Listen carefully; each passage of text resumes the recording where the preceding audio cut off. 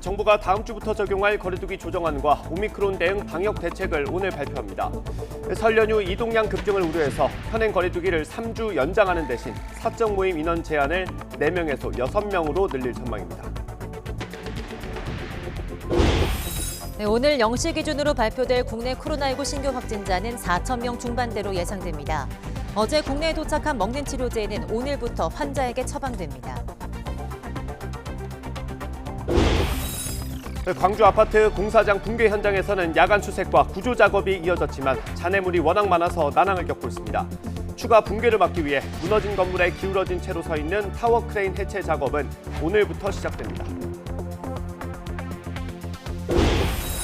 유럽연합 EU가 LNG 선박 시장 독점을 이유로 현대중공업 계열의 한국조선해양과 대우조선해양의 인수합병을 불허했습니다. 우리 정부는 대우조선 정상화를 흔들림 없이 추진하겠다고 밝혔습니다. 러시아가 미국 등 서방 국가들과의 안보 협상이 결렬될 경우 쿠바나 베네수엘라에 군사 인프라를 배치하는 조치 등을 할 수 있다고 밝혔습니다. 러시아의 우크라이나 침공 가능성이 제기되는 가운데 위기 해소를 위한 서방과의 협상이 진행되는 가운데 나온 경고입니다. 내륙 곳곳에 한파특보가 내려진 가운데 오늘 아침 서울 기온이 영하 11도, 철원은 영하 18도까지 떨어지는 등 어제보다 더 춥겠습니다. 낮에는 어제보다 3, 4도가량 높아서 대부분 영상으로 올라서고 주말에는 추위가 주춤하겠습니다. 시청자 여러분 안녕하십니까? 네, 1월 14일 금요일 굿모닝 YTN 시작합니다. 정부가 다음 주부터 적용될 거리두기 조정안과 오미크론 대응 방역 대책을 오늘 발표합니다. 거리두기 조정안과 함께 설 연휴 관련 특별 방역 대책도 포함될 전망입니다. 설 연휴 이동량이 급증하고 오미크론이 우세종이 되면서 코로나19가 확산할 것을 우려해서 현행 거리두기를 이달 말부터 시작되는 설날 연휴를 포함해 3주 동안 연장할 가능성이 높아 보입니다. 다만 사적 모임 인원 제한을 4명에서 6명으로 늘리고 식당과 카페 등의 영업시간 제한은 그대로 유지할 걸로 알려졌습니다. 방역당국은 영업시간 제한을 완화하면 사람들이 2차를 갈 가능성이 높아서 차라리 인원 제한을 완화하는 게 코로나19 확산 차단을 위해 더 나은 선택이라고 밝힌 적이 있습니다. 먹는 코로나19 치료제가 국내로 들어왔습니다. 네, 오늘부터 재택치료를 받거나 생활치료센터에 입소한 확진자들 가운데 65세 이상이거나 면역이 떨어진 사람들에게 우선 투여됩니다. 홍주혜 기자입니다. 비행기 문이 열리고 화물이 천천히 내려집니다. 파이자의 먹는 코로나19 치료제 팍스로비드 2만 1,000명분이 국내에 처음으로 도착했습니다. 팍스로비드는 당장 오늘부터 환자에게 투여됩니다. 증상이 나타나고 닷새 이내에 경증과 중등증 환자로서 65살 이상 또는 면역 저하자가 대상입니다. 확진 규모가 반등할 조짐이 보이는 가운데 방역 당국은 먹는 치료제가 유행 억제에 역할을 해주길 기대하고 있습니다. 오미크론 변이가 이전보다 훨씬 더 높은 전파력을 가진다라는 점이 있다는 점을 생각해 볼 때 환자 수가 급증했을 때의 낮은 중증화율이라고 할지라도 그 중증화 진행되는 환자의 수 자체를 억제하는 데에는 충분히 의미가 있을 것이다 이렇게 보고 있고. 재택치료자의 경우 비대면 진료를 거쳐 처방이 결정되면 보호자가 약국에서 치료제를 받아오거나 지자체나 약국을 통해 배송이 이루어집니다. 생활치료센터에선 전담 의료진이 처방과 투약을 맡습니다. 치료제를 먹을 때 주의할 점도 있습니다. 먼저 한 번에 3알씩 하루 2차례 닷새 연속 먹는 지침을 따라야 합니다. 약을 먹는 방법도 중요합니다. 씹어서 깨물어 드시면 안 됩니다. 저희가 약물 같은 경우에 이게 인체 내에 흡수되는 농도를 일정하게 하기 위해서 알약 정제 형태로 나오는 것들이 일부 있거든요. 그런 거를 막 깨물어서 드시게 되면은 급작스럽게 흡수가 되거나 이러기 때문에 문제가 생기는 경우가 있거든요. 특히 함께 복용해선 안 되는 의약품이 많아 먹고 있는 약이 있다면 의사에게 반드시 알려야 합니다. YTN 홍주혜입니다. 오미크론 변이 바이러스 확산으로 코로나19 유행 감소세가 점차 둔화하고 있다는 정부의 진단이 나온 가운데 저녁 9시까지 4,000명에 가까운 확진자가 나왔습니다. 방역당국과 각 지방자치단체 집계를 보면 어제 오후 9시까지 확진자는 3,993명으로 전날 같은 시간보다 508명 많습니다. 일주일 전 같은 시간과 비교하면 697명 많은 수치입니다.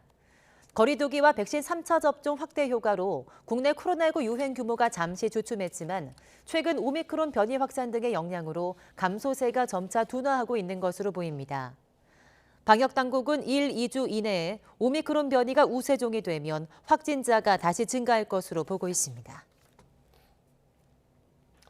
오미크론 변이가 델타 변이보다 확진자의 입원율과 중증화율, 사망률이 모두 낮다는 연구 결과가 나왔습니다. 미국 의료기관과 대학 연구진이 참여한 이번 연구는 오미크론 환자 5만 2천여 명과 델타 환자 1만 7천 명을 분석한 것으로 오미크론이 델타에 비해서 확진자의 중증화율은 74%, 사망률은 91% 각각 낮은 걸로 나타났습니다. 입원할 가능성은 52% 낮았습니다. 또 입원할 경우 그 기간은 사흘가량 짧았습니다. 오미크론 변이에 감염된 환자 중 인공호흡기가 필요한 사람은 없었습니다. 이번 연구는 아직 동료 평가를 거치진 않은 상태입니다. 연구진은 오미크론 변이 감염자 중에서 중증이 적은 건 백신 접종 여부나 코로나19 확진 이력 유무에 상관없이 모두에게 분명하게 나타났다고 설명했습니다. 요즘같이 추운 겨울은 거리에서 지내는 노숙인들에겐 어느 계절보다 혹독합니다. 응급 잠자리 같은 보호시설이 마련돼 있지만 요즘엔 들어가기를 꺼린다고 합니다. 노숙인 시설에서 코로나19 집단 감염이 있었고 비좁은 구조 탓에 감염 규모도 컸기 때문입니다. 윤혜리 기자가 취재했습니다. 서울역 광장 한편에 1인용 텐트들이 줄지어 있습니다. 거리에서 겨울을 나야 하는 노숙인들을 위해 설치된 것들입니다. 연일 한파가 이어지고 있지만 노숙인들은 한사코 보호시설에 들어가길 거부하고 텐트에서 지내고 있습니다. 보호시설에선 집단 감염이 잦아 겁난다는 게 이유입니다. 항암제도 오래가고 겁이 나고 배치는 못 맞았어요. 한 번도 겁이 나고 못 가죠. 근데 여러 명이 같이 있다 보니까 개인 방에 있는 게 아니라 경험될 수 있기 때문에 그럴 만도 없고. 한 달여 전 서울 신대방동 도림천 인근에서 동사한 노숙인도 코로나19 감염 우려 등으로 보호시설 입소를 거절한 거로 전해졌습니다. 거기에 이제 두 분에서 세 분이 계셨어요. 한 분은 시설 들어가기 싫다고 말씀했던 분이고 사망하신 분은 연기를 하신 거예요. 노숙인들의 걱정엔 실제로 이유가 있습니다. 지난해 10월 말부터 11월 중순 사이 서울 영등포와 동대문 노숙인 시설에서 각각 수십 명이 집단 감염됐습니다. 서울역 노숙인 시설에서 확진자가 100명 넘게 나온 적도 있습니다. 이처럼 노숙인 시설이 집단 감염에 취약한 주요 원인으로 밀집되고 좁은 구조가 꼽힙니다. 실제로 전국의 종합지원센터와 일시보호시설에서 노숙인들에게 제공하는 응급잠자리는 한 사람당 평균 면적이 한 평에도 못 미칩니다. 이런 분위기 속에서 최근 2달 동안 노숙인들의 응급잠자리 이용은 일평균 280여 명 수준으로 지난해 같은 기간보다 절반가량 줄었습니다. 집단으로 모여서 잠을 자고 위생시설을 함께 사용하는 공간이다 보니까 거기에서 감염이 될 수도 있다는 걱정으로 인해서 이에 전문가들은 보호시설 기피로 인한 노숙인들의 잠복 감염을 막기 위해서라도 응급 잠자리 환경을 개선해야 한다고 강조합니다. 일시 보호하는 공간이 시설 형태가 아니라 주택과 유사한 형태를 활용을 하는 쪽으로 이제 정책을 좀 바꿔야 되겠죠. 본격적으로 밀어닥치는 한파와 시설을 통한 집단 감염 우려 사이에서 노숙인들은 여느 때보다 혹독한 겨울을 나고 있습니다. YTN 윤혜리입니다. 광주 신축 아파트 붕괴 사고 소식입니다. 사고 직전 가장 위층에 있는 공사 현장을 찍은 영상이 공개됐습니다. 콘크리트를 부은 뒤의 상황이 담겼는데 이 영상에는 현장 작업자의 탄식 소리도 여러 차례 나옵니다. 뭔가 문제가 생겼다는 걸 알 수 있을 정도였다는 겁니다. 김민성 기자의 보도입니다. 사고가 발생한 지난 11일 오후 눈발이 날리는 가운데 아파트 꼭대기층 바닥엔 콘크리트가 타설돼 있습니다. 그러다 난데없이 들리는 뚝 하는 소리. 거푸집이 조금 들리더니 이때 생겨난 틈새로 굳지 않은 콘크리트가 흘러내립니다. 당시 영상을 찍은 작업자는 와장창 하는 소리가 나 촬영을 시작했다고 합니다. 다들 다 마치고 아무리 하고 이제 또 겨울에는 보양이라고 이렇게 덮어요. 보양 덮는 과정에서. 그런데 당시 포착된 모습이 사고 전조 현상일 수 있다는 주장이 제기됐습니다. 이 콘크리트 하중이 큰 만큼 그 하중 자체가 건물 밑에 층으로 전달이 됐을 거고, 그리고 이 전달이 되는 과정에서 가장 취약했던 슬래브 부분이 현재 파괴가 되면서 이런 대형 사건을 발생하게 됐다 이렇게 생각하는 겁니다. 강도가 충분하지 못한 상태로 큰 힘이 가해지자 16개 층 바닥이 도미노처럼 한꺼번에 무너져 내렸다는 분석입니다. 이와 관련해 경찰은 철근 콘크리트 공사 등을 맡은 하청업체 3곳을 압수수색했습니다. 다만 현대산업개발과 감리업체 현장 사무실은 추가 붕괴 우려로 영장을 집행하지 못하고 있습니다.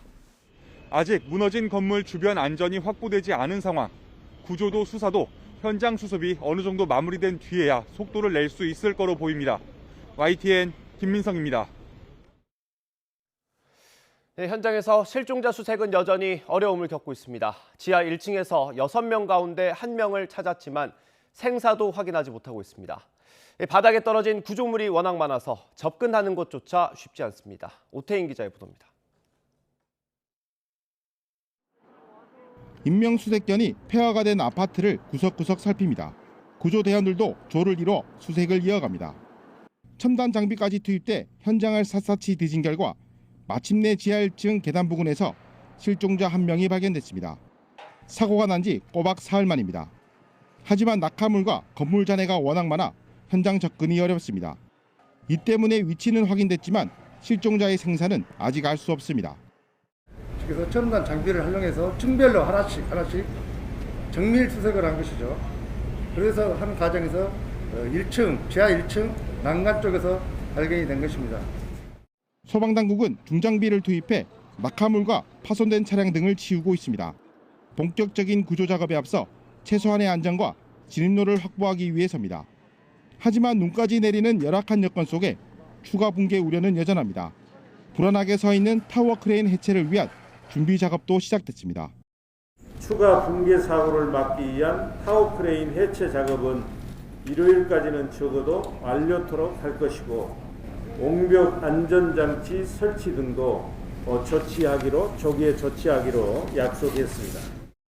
속절없이 흘러가는 시간을 견뎌야 하는 실종자 가족들의 마음은 새까맣게 타들어갑니다. 실종자 가족들은 현장에서 머물며 작은 소식 하나에도 귀를 기울이고 있습니다. YTN 오태인입니다. 네, 이번 사고로 공사 현장에 대한 불안감이 높아진 가운데 경북 구미에서도 콘크리트를 부으려고 세웠던 임시 구조물이 쓰러졌습니다. 다친 사람은 없었지만 현장 노동자를 위협하는 아찔한 사고였습니다. 이윤재 기자가 취재했습니다. 건물을 둘러싸고 세워진 가설물이 맥없이 쓰러졌습니다. 쇠파이프는 엿가락처럼 휘었습니다. 경북 구미 아파트 건설 현장에서 아찔한 사고가 발생한 건 낮 12시 반쯤. 콘크리트 타설을 준비하려고 설치한 가설물이 강한 바람을 이기지 못하고 쓰러진 거로 추정됩니다. 구미 지역에는 사고 당시 초속 3m 안팎의 바람이 불었습니다. 가설물 설치가 완전히 끝나지 않은 상태여서 이 바람을 이기지 못했다는 겁니다. 옆에 올라오는데 시간이 없어가지고 바람 때문에 어쩔 수가 없는 거예요. 바람을 잡고 있지 않는 이상 어쩔 수 없습니다. 다행히 점심시간이어서 다친 사람은 없었습니다. 공사장 주변 주민은 사고 당시 일어난 큰 소음에 놀란 가슴을 쓸어내려야 했습니다. 어제 난 점심 때쯤에 이제 제가 여기 앉아 있었는데 이제 그 후로 이제 갑자기 소리가 이제 철근이 넘어진 소리 이제 그냥 쾅하는 소리가 나가지고 이제 그때는 깜짝 놀랐었죠. 노동자를 위협하는 아찔한 사고였지만 인명 피해가 없어 공사 중지 명령조차 내려지지 않았습니다. 벽체가 완성이 되고 어떻게 이제 진행이 되는 상태에서 어떤 이해가 있으면은 이제 명확하게 잘못이다라고 얘기를 하는데 그 부지 공사가 70% 정도 되는 상태에서 넘어지다 보니까 경찰과 구미시는 공사업체를 상대로 작업 과정과 안전 관리에 문제가 없었는지를 조사하고 있습니다. 이런 가운데 부산에서도 아파트 공사 현장에 거푸집이 터지면서 행인이 다쳐 병원으로 옮겨졌습니다. YTN 이윤재입니다. 우크라이나 위기를 둘러싸고 러시아와 미국 등 서방 측이 벌인 협상이 결국 빈손으로 끝났습니다. 러시아는 협상에서 요구를 관철하지 못하자 쿠바 등의 군사 인프라를 배치할 수도 있다는 초강수를 뒀습니다. 보도에 이상순 기자입니다. 러시아의 우크라이나 침공 준비로 시작된 신동서냉전의 기운이 심상치 않습니다. 현지 시각 13일 러시아와 미국 등 57개국이 참여한 유럽 안보 협력기구 OSCE 상설 이사회가 열렸습니다. 하지만 지난 10일 러시아와 미국, 12일 러시아와 북대서양 조약기구 나토와의 협상처럼 빈손으로 끝났습니다. It seems that the risk of war in the OSCE area is now greater than ever before in the last 30 years. 러시아는 우크라이나가 나토에 가입하지 않고 나토는 우크라이나 등 러시아 인근 국가에 공격 무기를 배치하지 말라고 요구하고 있습니다. 러시아가 미국과 나토에 건넨 안전 보장안입니다. 하지만 세 번째 협상 테이블에서도 별 진전이 없자 러시아가 초강수를 꺼냈습니다. 쿠바 등 중남미에 군사 인프라를 배치할 수도 있다는 겁니다. 핵전쟁 위기까지 갔던 1962년 쿠바 미사일 위기를 연상시키는 위협입니다. Нам уже отступать некуда. Мы уже видим, что дальше будут применяться другие меры, другие приемы в отношении оппонентов, если они не учтут, в конце концов, наши требования и наши потребности.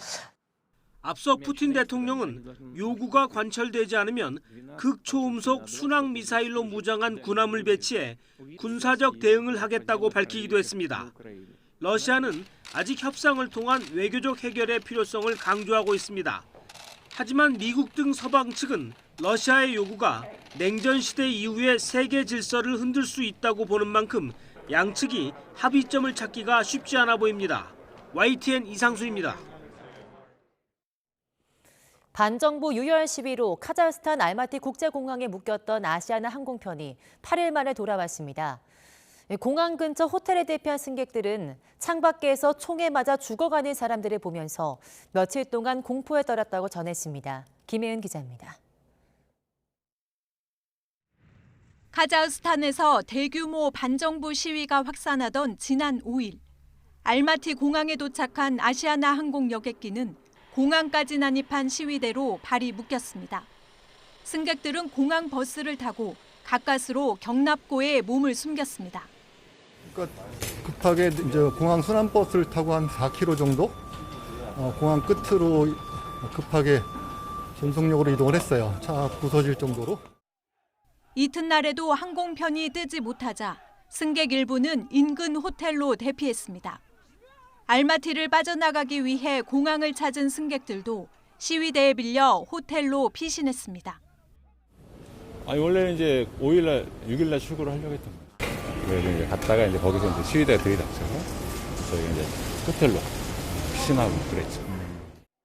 이들은 밤에도 호텔 불을 끈 채 재외동포와 영사관 직원들이 제공하는 음식으로 대피 생활을 이어갔습니다. 창밖에서 사람들이 총에 맞아 죽는 참혹한 현장을 지켜보며 쪽잠으로 하루하루 버텼습니다.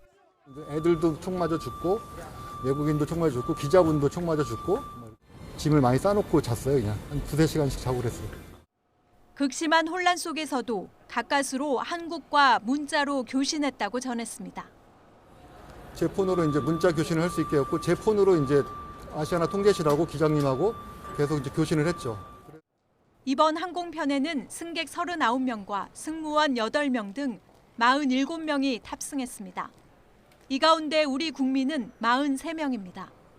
탑승객의 안전을 확보하고 항공편 운항 재개를 위해 항공사 측과 알마티 한국 총영사관 그리고 정부의 긴밀한 협조가 이루어졌습니다. 덕분에 삼엄한 유혈 사태를 뚫고 안전하게 알마티를 탈출할 수 있었습니다. YTN 김혜은입니다. 네, 북한이 지난해 해킹을 통해서 약 4억 달러 규모의 가상화폐를 빼앗았다는 분석이 나왔습니다.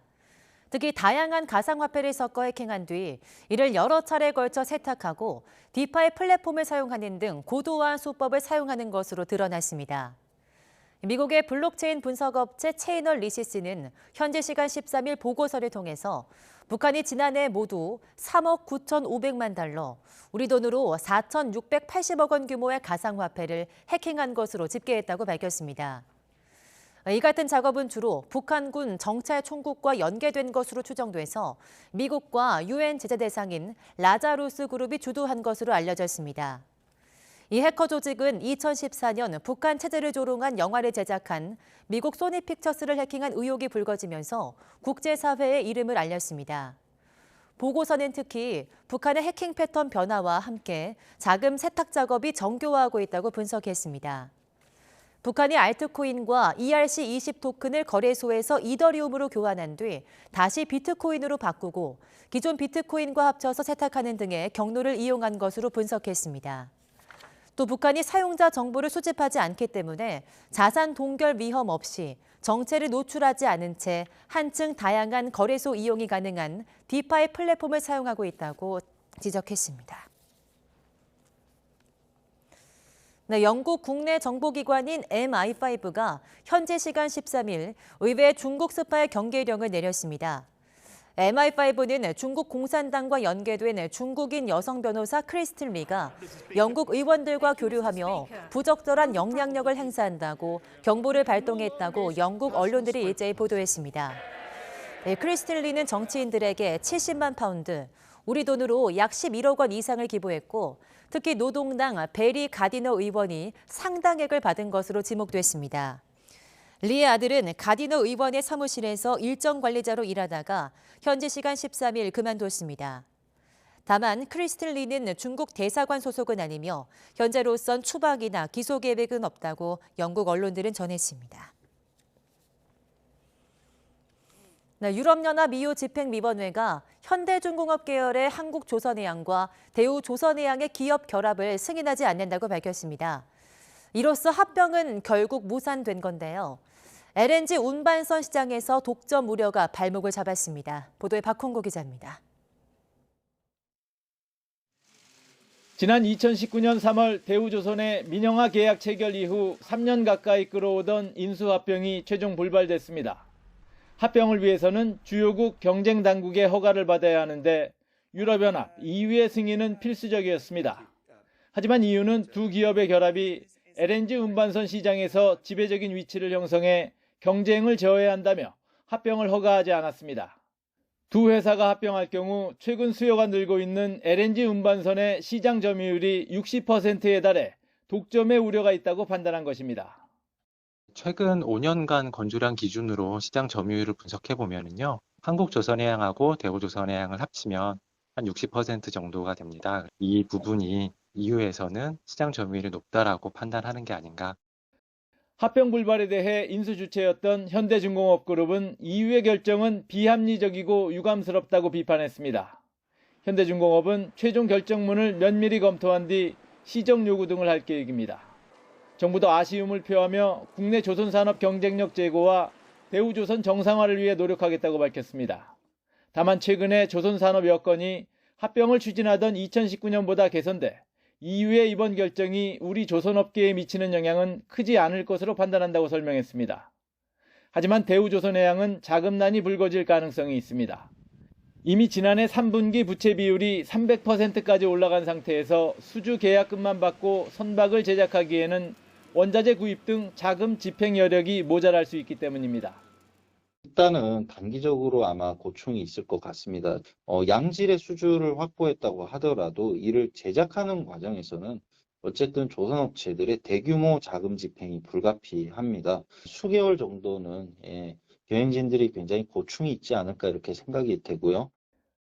EU의 이번 결정으로 조선사 간 경쟁을 줄여 규모의 경제를 이루겠다던 계획은 무산되고 대우조선해양의 민영화는 다음 정부로 넘어가게 됐습니다. 지난 1998년 IMF로 대우그룹이 해체되면서 공적 관리 대상이 된 대우조선해양. 어려운 여건 속에서도 수주 물량을 확보한 게 오히려 합병의 발목을 잡게 됐습니다. YTN 박홍구입니다. 한국은행 금융통화위원회가 오늘 오전 회의를 열고 기준금리를 결정합니다.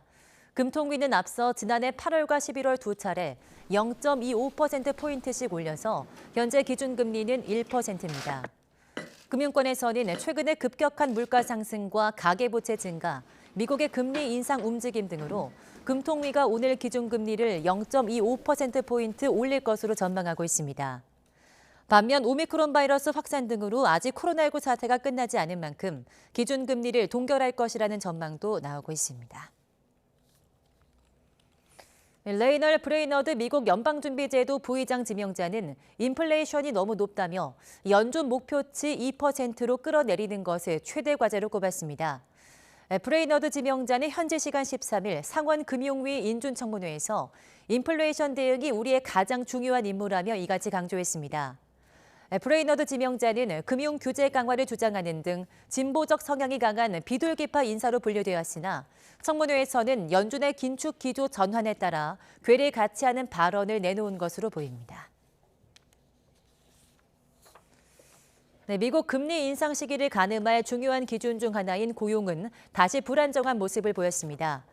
미국 노동부는 현지 시간 13일 지난주 신규 실업수당 청구 건수가 23만 건으로 집계됐다고 밝혔습니다. 이는 전주보다 2만 3천 건 증가한 것이자 지난해 11월 중순 이후 최다치로 오미크론 변이 확산 속에 실업수당을 청구하는 미국인이 증가세를 보인 것으로 풀이됩니다. 다만 최소 2주 이상 실업수당을 신청하는 계속 실업수당 청구 건수는 156만 건으로 감소해서 지난 1973년 이후 최소치 기록을 다시 썼습니다.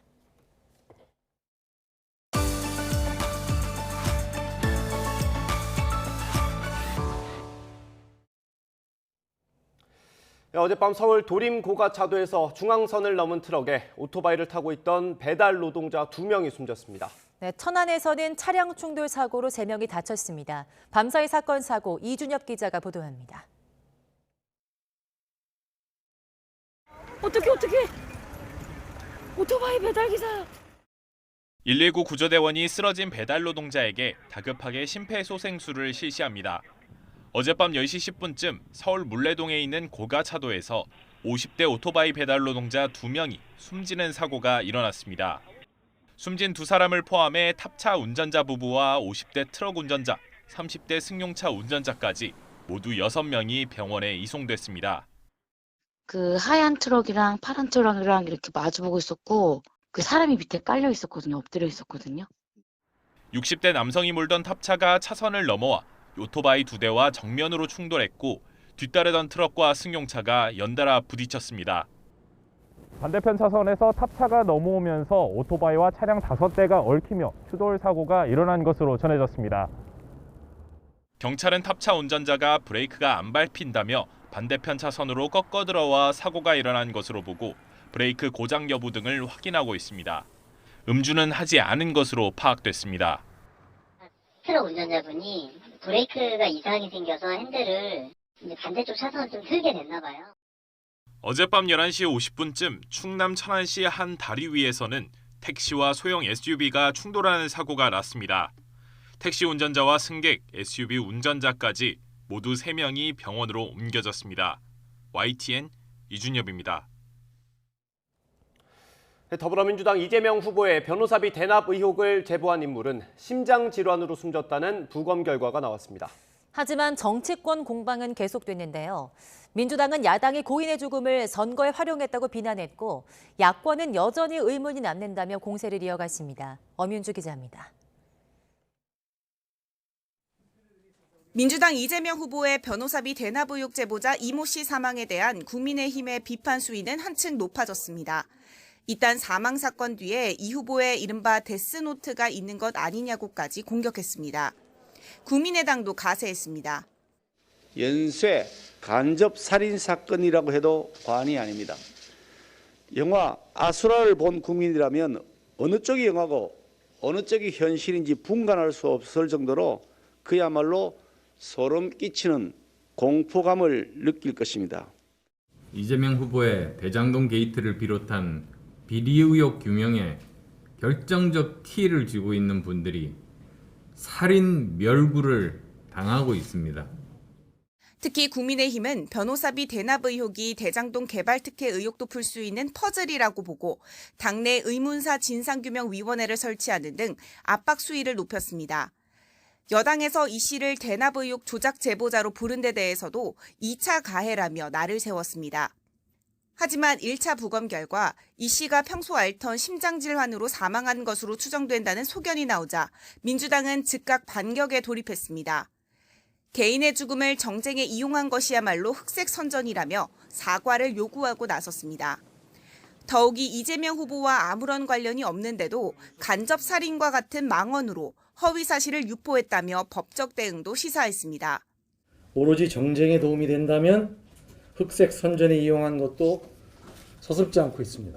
선거 문화를 바꾸기 위해서라도 상식에 어긋나는 음모론, 조작설 같은 구태 정치부터 청산하시기 바랍니다.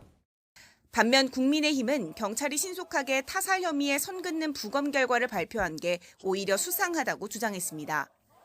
여야 모두 사안의 진실 규명에 다가가려 하기보다 대선을 앞둔 지지율 득실을 따지면서 접근하고 있어 이번 사건을 둘러싼 공방은 한동안 이어질 것으로 보입니다. YTN 엄윤주입니다. 국민의힘 윤석열 대선 후보 배우자 김건희 씨의 통화 내용을 MBC가 방송에서 공개하지 못하도록 해달라는 가처분 신청에 대해서 법원이 오늘 오전 11시 신문을 진행합니다. 신문 기일은 법원이 소송 당사자들의 입장을 듣는 절차로 법원은 김 씨 측과 MBC 측 법률 대리인을 불러서 의견을 들은 뒤 조만간 결론을 내릴 전망입니다. 앞서 국민의힘은 유튜브 채널 서울의 소리 측이 MBC를 통해서 소속 기자와 김건희 씨의 7시간 통화 녹음 파일 공개를 예고하자 법적 대응 방침을 밝혔고 김 씨는 방송 금지 가처분 신청을 냈습니다.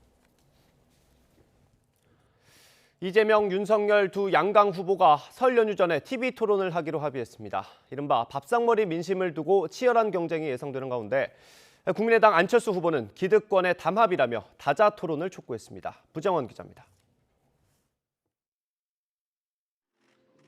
서로 토론을 피하지 말라며 신경전을 벌이던 이재명, 윤석열 후보의 맞대결을 설 연휴 전 볼 수 있게 됐습니다. 더불어민주당 토론 제안을 양당 협상을 통해 국민의힘이 받아들인 겁니다. 우선은 설 전에 시작하는 거고요. 혹시나 여건이나 상황이 더 좋으면 더 할 수도 있지 않겠나.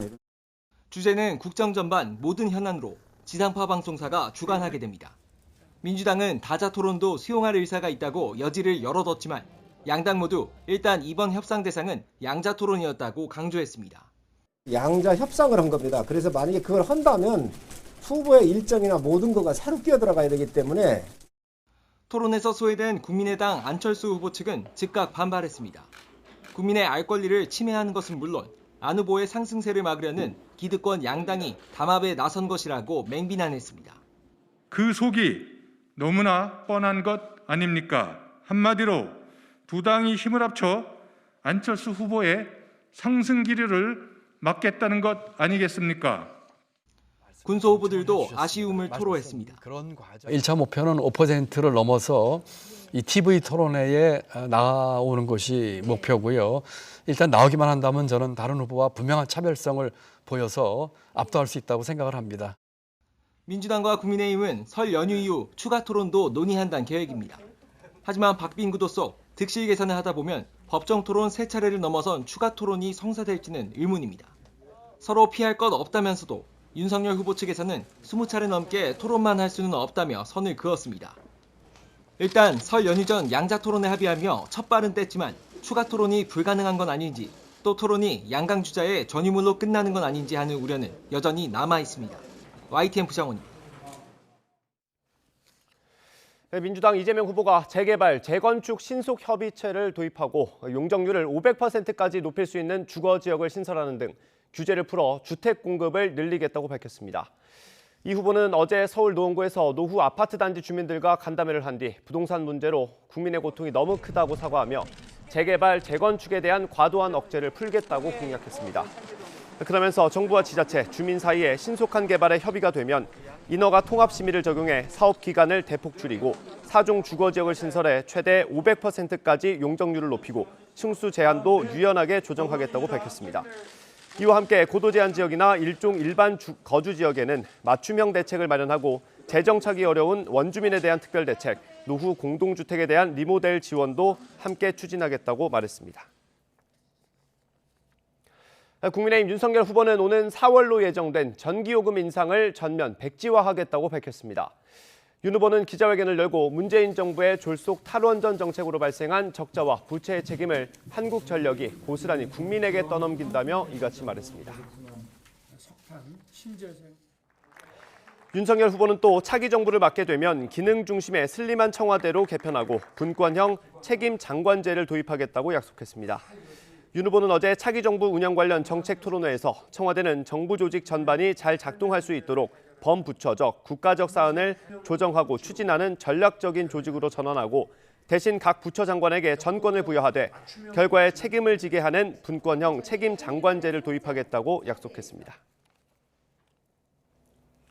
네, 직장인이라면 매달 월급에서 9%씩 빠져나가는 돈, 바로 국민연금입니다.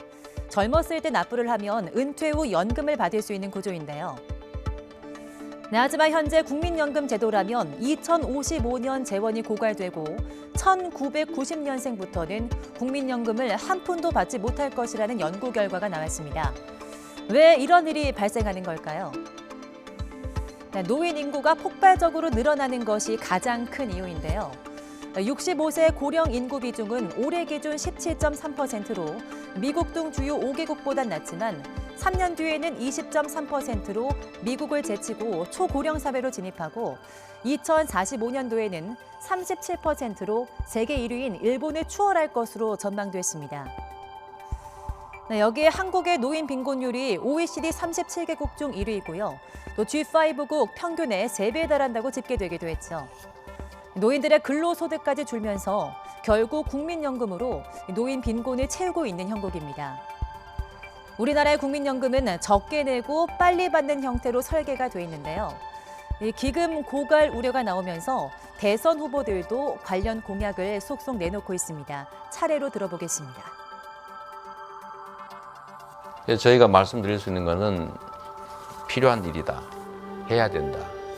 그리고 결국은 저희가 할 수 있는 것은 국민적 합의를 끌어내기 위해서 연금개혁위원회와 같은 논의기구를 만들어서 거기서 가능한 방안을 만들겠다.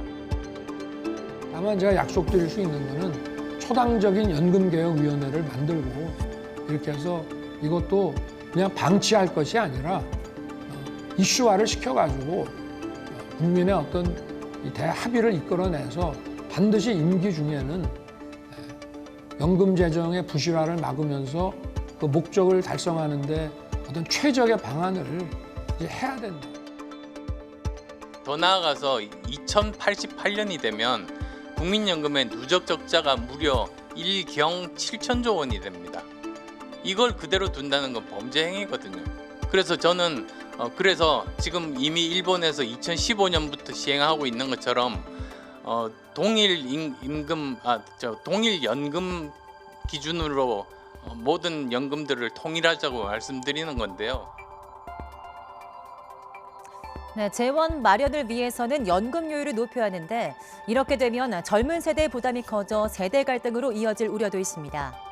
하지만 기금 고갈 전망이 점차 현실화하고 있는 만큼 대선 주자들의 분명한 방안 제시가 필요해 보입니다. 오늘 출근길에도 공기가 무척 차갑습니다. 칼바람이 불면서 온몸이 덜덜 떨릴 정도인데요. 현재 서울 기온은 영하 9.4도로 어제 같은 시각보다 2도가량 낮습니다. 하지만 추위는 오늘 아침까지만 견디시면 되겠습니다. 낮 동안에는 대부분 영상권으로 올라서면서 추위가 한층 누그러들겠습니다. 오늘은 전국적으로 맑은 하늘이 함께하겠습니다. 다만 아침까지 제주 산간과 울릉도, 독도에는 1cm 미만의 눈이 조금 내리겠습니다. 오늘도 내륙 곳곳에 한파특보가 내려진 가운데 현재 파주의 기온 영하 15.8도, 철원 영하 15.5도, 서울은 영하 9.4도까지 떨어졌습니다. 낮 동안에는 대부분 영상권으로 올라서면서 예년 기온을 회복하겠습니다. 서울 1도, 대전 4도, 광주 5도, 부산은 7도가 예상됩니다. 주말 오후부터 휴일 아침까지 중서부 지방에 비나 눈이 내리면서 추위가 잠시 주춤하겠고요. 휴일 오후부터는 다시 찬 공기가 밀려오며 추워질 전망입니다. 현재 서울 등 수도권과 동쪽 지방은 대기가 무척 메말라 있습니다. 작은 불이 큰 불로 이어지기 쉬운 만큼 불씨 관리 철저히 해주시기 바랍니다. 지금까지 서울 상암동에서 YTN 윤수빈입니다. 광주 아파트 공사장 붕괴 현장에서는 야간 수색과 구조 작업이 이어졌지만 잔해물이 워낙 많아서 난항을 겪고 있습니다. 추가 붕괴를 막기 위해 무너진 건물에 기울어진 채로 서 있는 타워 크레인 해체 작업이 오늘부터 시작됩니다. 정부가 다음 주부터 적용할 거리두기 조정안과 오미크론 대응 방역 대책을 오늘 발표합니다. 설 연휴 이동량 급증을 우려해서 현행 거리두기를 3주 연장하는 대신 사적 모임 인원 제한을 4명에서 6명으로 늘릴 전망입니다. 유럽연합 EU가 LNG 선박 시장 독점을 이유로 현대중공업 계열의 한국조선해양과 대우조선해양의 인수합병을 불허했습니다.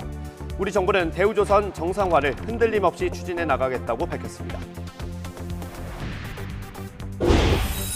북한이 지난해 해킹을 통해서 약 4억 달러 규모의 가상화폐를 가로챘다는 분석이 나왔습니다.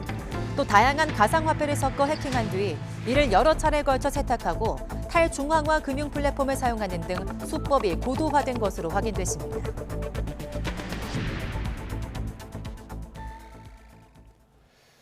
광주 아파트 붕괴 사고 현장에서 수색과 구조 작업이 본격화되고 있습니다. HDC 현대산업개발은 추가 붕괴를 막기 위해 어젯밤부터 오늘 아침에 걸쳐 1,200톤급 이동식 크레인 부품을 가져오고 이틀 동안 해체 크레인을 조립할 예정입니다. 소방당국은 추가 실종자 수색과 함께 발견된 실종자 1명에 대한 야간 구조 작업도 벌이고 있습니다. 이번 아파트 붕괴 사고로 주변 상가도 큰 피해를 입었습니다. 상인들은 폭격을 맞은 것처럼 부서진 가게 모습에 막막해하면서도 실종자들이 하루빨리 구조되길 바랐습니다. 홍민기 기자입니다. 커다란 콘크리트 덩어리가 문구점 한가운데까지 밀려 들어왔습니다. 가게 유리창은 산산조각 났고 깨진 파편이 곳곳에 나뒹굽니다.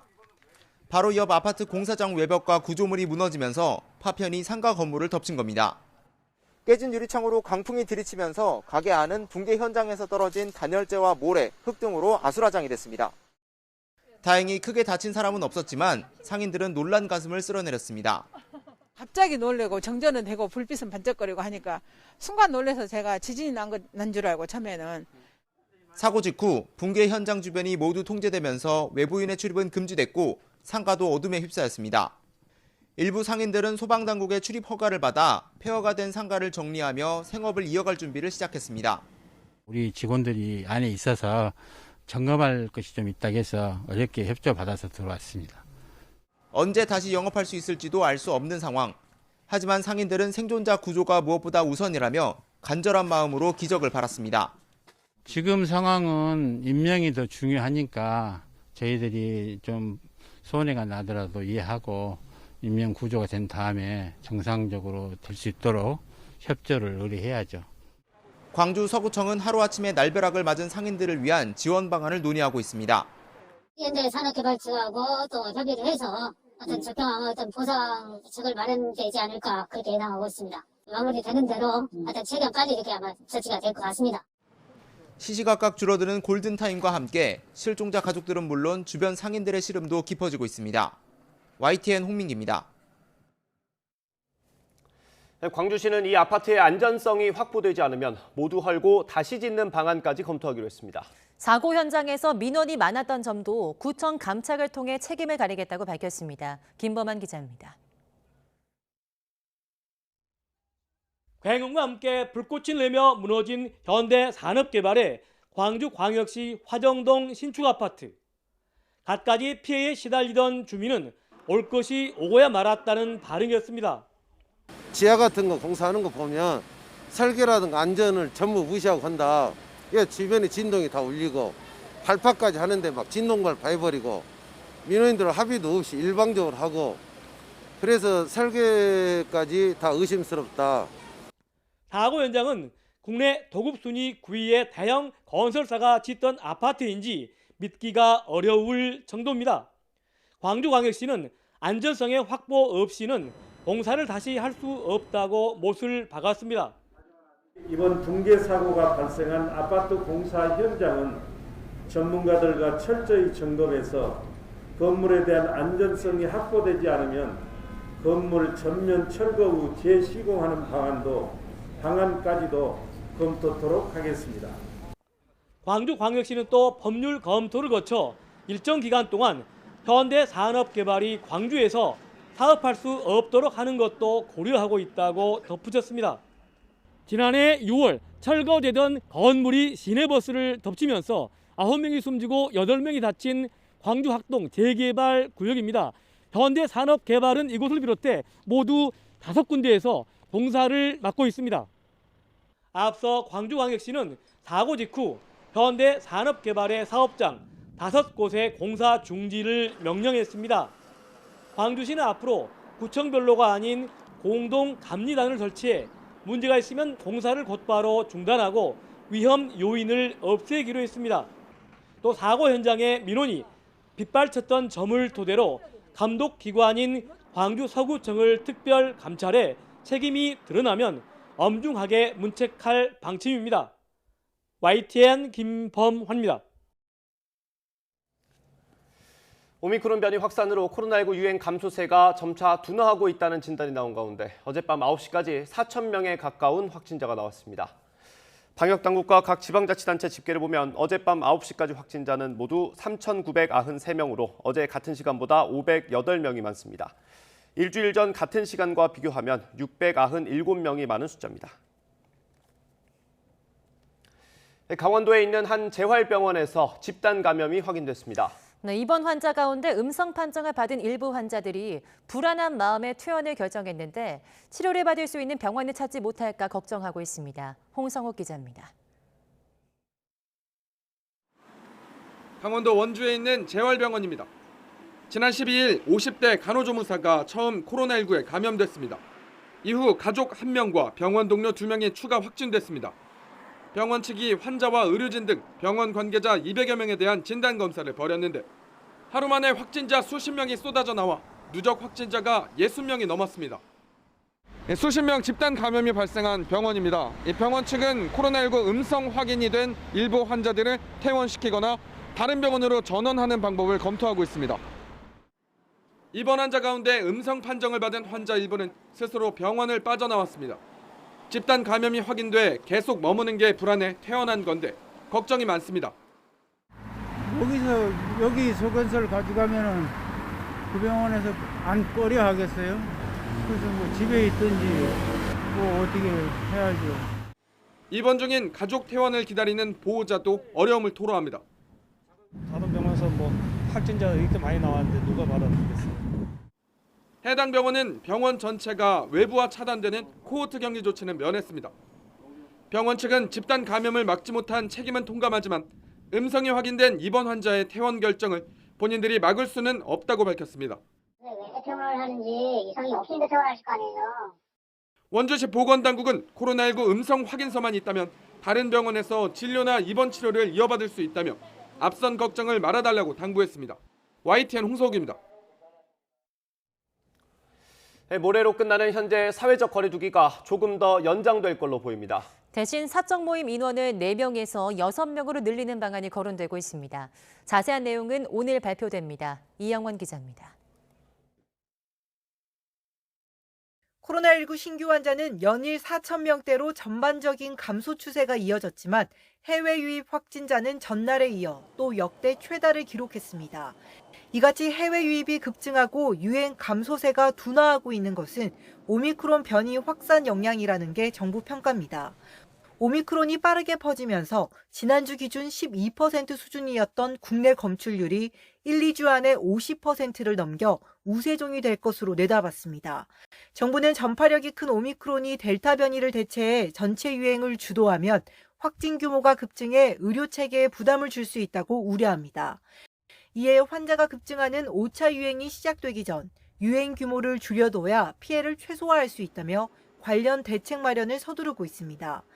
우선 오는 20일부터 해외 유입 관리를 강화해 입국자로 인한 감염 전파를 최대한 막기로 했습니다. 입국자에 대한 사전 PCR 음성 확인서 제출 기준도 기존의 출국일 이전 72시간 검사 요건을 48시간으로 강화합니다. 모든 입국자에 대해서 자차 또는 방역교통망 이용이 의무화됩니다. 이외에 오미크론 확산을 늦출 대응 전략을 포함해 오는 16일까지인 사회적 거리두기 연장 여부는 오늘 공개합니다. 오미크론 확산세가 심상치 않은 만큼 사적 모임 인원과 영업시간을 제한하는 현행 거리두기가 연장될 가능성이 큽니다. 다만 설 연휴를 앞둔 만큼 기존 2주 간격으로 취해온 거리두기 기간이 더 길어질 수 있습니다. 오미크론의 지역사회 확산을 최대한 지연시키고 기저치를 낮추어서 우세종화 이후에 폭발적인 증가를 대비해서 안정적인 대응 전략 전환을 마련하고 있고 브리핑을 통해서 발표할 예정에 있다라는. 정부는 일상회복지원위원회와 각 지자체, 관계부처 의견을 수렴한 뒤 설 연휴에 대비한 전반적인 방역 대책을 발표할 방침입니다. YTN 이영훈입니다. 네, 미국에서 오미크론 변이가 확산하자 대학들도 재차 방역 조치를 강화하고 나섰습니다.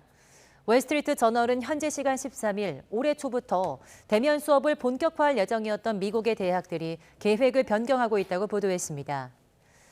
뉴욕 로체스터대는 지난해 말까지만 해도 1월부터 대면 수업을 시작할 예정이었지만 최근 신규 확진자 수가 급증하자 계획을 취소하고 봄학기 첫 2주는 온라인 수업으로 진행하기로 했습니다.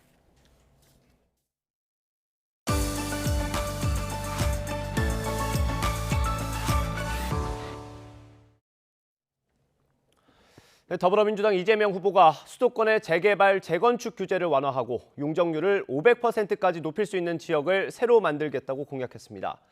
현 정부뿐 아니라 고 박원순 전 서울시장 정책과도 차별화하면서 부동산 민심 달래기에 총력을 쏟고 있습니다. 김태민 기자의 보도입니다.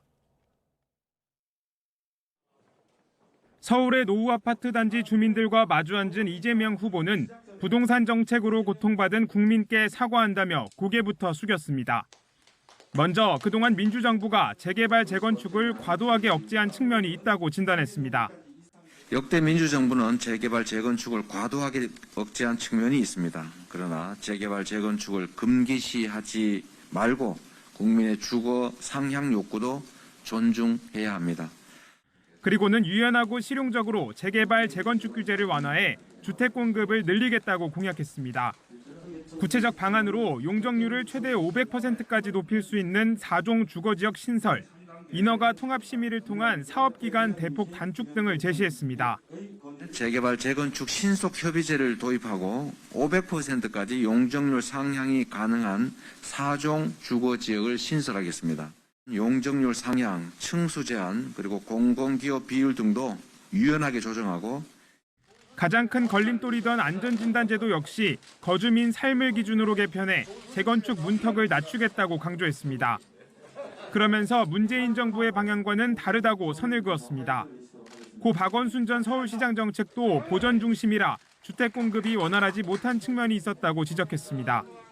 재건축, 재개발 규제 완화가 지금 현재 문재인 정부의 정책 방향과 결을 달리하지 않느냐라는 말씀이신데요. 공감합니다. 맞습니다.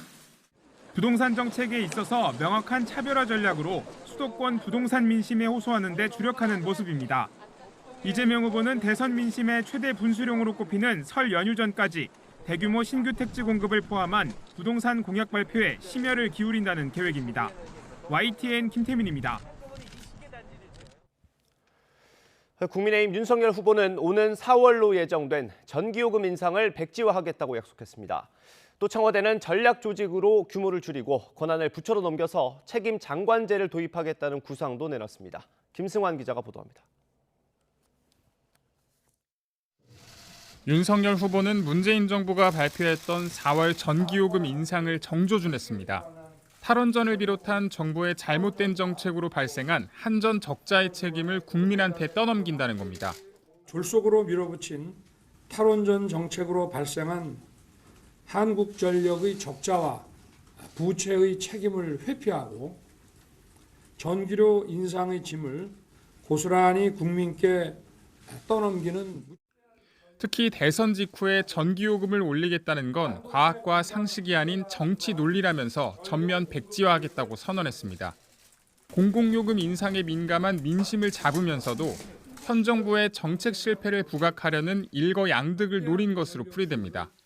다만 합리적인 에너지 정책을 수립하겠다고 강조할 뿐 한전의 적자 누적에 대한 해결책은 명확하게 내놓지 못했습니다.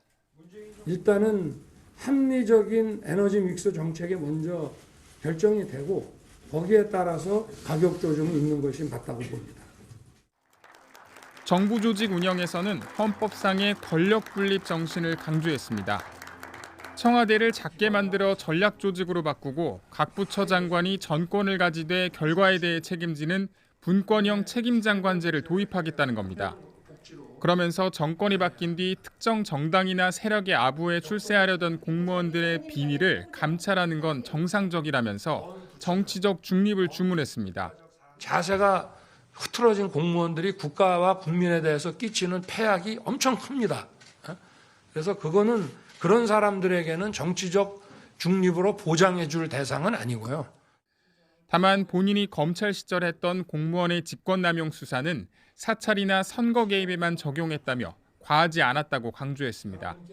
생활 밀착형 공약 발표에 주력하고 있는 윤 후보는 선대본부 개편 뒤 첫 지역 일정으로 부산, 울산, 경남을 1박 2일로 찾아 바닥 민심 훑기에 나섭니다. YTN 김승환입니다. 윤석열 후보의 배우자 김건희 씨 측이 이른바 7시간 통화 녹취를 공개할 것으로 알려진 MBC를 상대로 보도를 막아달라는 가처분을 신청했습니다. 이 내용이 얼마나 공익적인지가 쟁점이 될 걸로 보입니다. 법원의 판단은 이르면 오늘 나올 수도 있습니다. 손효정 기자의 보도입니다. 국민의힘이 법원에 이른바 김건희 7시간 통화 보도를 막아달라는 방송금지 가처분을 신청했습니다. 윤석열 대선 후보의 배우자인 김건희 씨 측이 해당 보도를 준비하는 것으로 알려진 MBC를 상대로 낸 겁니다. 7시간 통화는 유튜브 채널 서울의 소리 관계자가 지난해 김건희 씨와 수차례 통화한 내용을 녹음한 것으로 MBC가 이 녹취 파일을 확보해 보도를 준비하는 것으로 알려졌습니다. 국민의힘은 당사자 허락 없이 몰래 녹음한 사적 대화를 방송사가 입수해 보도하는 것은 사생활 침해이자 명백한 선거 개입이라고 주장하고 있습니다. 방송금지 가처분은 사후적 규제가 아니라 언론 보도 자체를 아예 막아버리는 사전적 구제 조치이다 보니 법원도 엄격한 잣대를 적용합니다. 받아들여지는 사례가 극히 드물다는 얘기입니다. 또 김건희 씨가 대선 후보 배우자인 만큼 개인의 사생활이란 측면보다 후보 검증과 관련된 공인으로서 판단될 가능성이 크다는 게 법조계 의견입니다. 다만 녹취된 통화 내용이 얼마나 공익적이냐가 무엇보다 관건이 될 것으로 보입니다. 개인의 인격권과 국민의 알 권리가 첨예하게 맞서는 문제로 법원이 두 법익 가운데 무엇을 더 우선하느냐의 문제이기 때문입니다. 공익적인 내용이거나 대통령 후보 검증에 필요한 내용이라면 보도될 가능성이 크지만 단순 비방 목적이거나 지나치게 내밀한 사생활을 드러낸다면 방송이 제한될 수 있습니다. 국민이 알아야 하는 내용이라고 판단하면, 즉 공익성이 있다고 판단하면 비록 사적 대화 녹음이라고 하더라도 보도금지 가처분 인용이 쉽지 않을 것 같습니다. 국민의힘 측에서 주장하는 대로 방송사가 통화 녹취를 확보하는 과정이 적법했느냐도 쟁점이 될 수 있습니다. 하지만 통화 당사자가 상대방 허락 없이 통화를 녹음하거나 언론사가 그 당사자로부터 녹취를 받아 보도하는 것 자체는 문제될 것이 없다는 게 일반적인 견해입니다. 다만 법원이 보도를 결정하면서 녹취의 지나친 편집을 제한하거나 반론을 반영하라는 등의 조건을 달 거란 예측도 나옵니다. 앞서 지난 2005년 MBC의 안기부 엑스파일 보도 당시 법원은 불법적인 도청으로 확보한 녹취가 방송되는 것은 금지했지만 내용의 공익성은 인정해 보도 자체는 허락했습니다. 이번 방송금지 가처분 신청을 접수한 재판부는 오늘 오전 김 씨 측과 MBC 측을 불러 신문을 열 예정입니다. 방송 전에 보도 여부가 결정돼야 하는 만큼 재판부도 빠르게 심리할 것으로 보입니다. YTN 손효정입니다.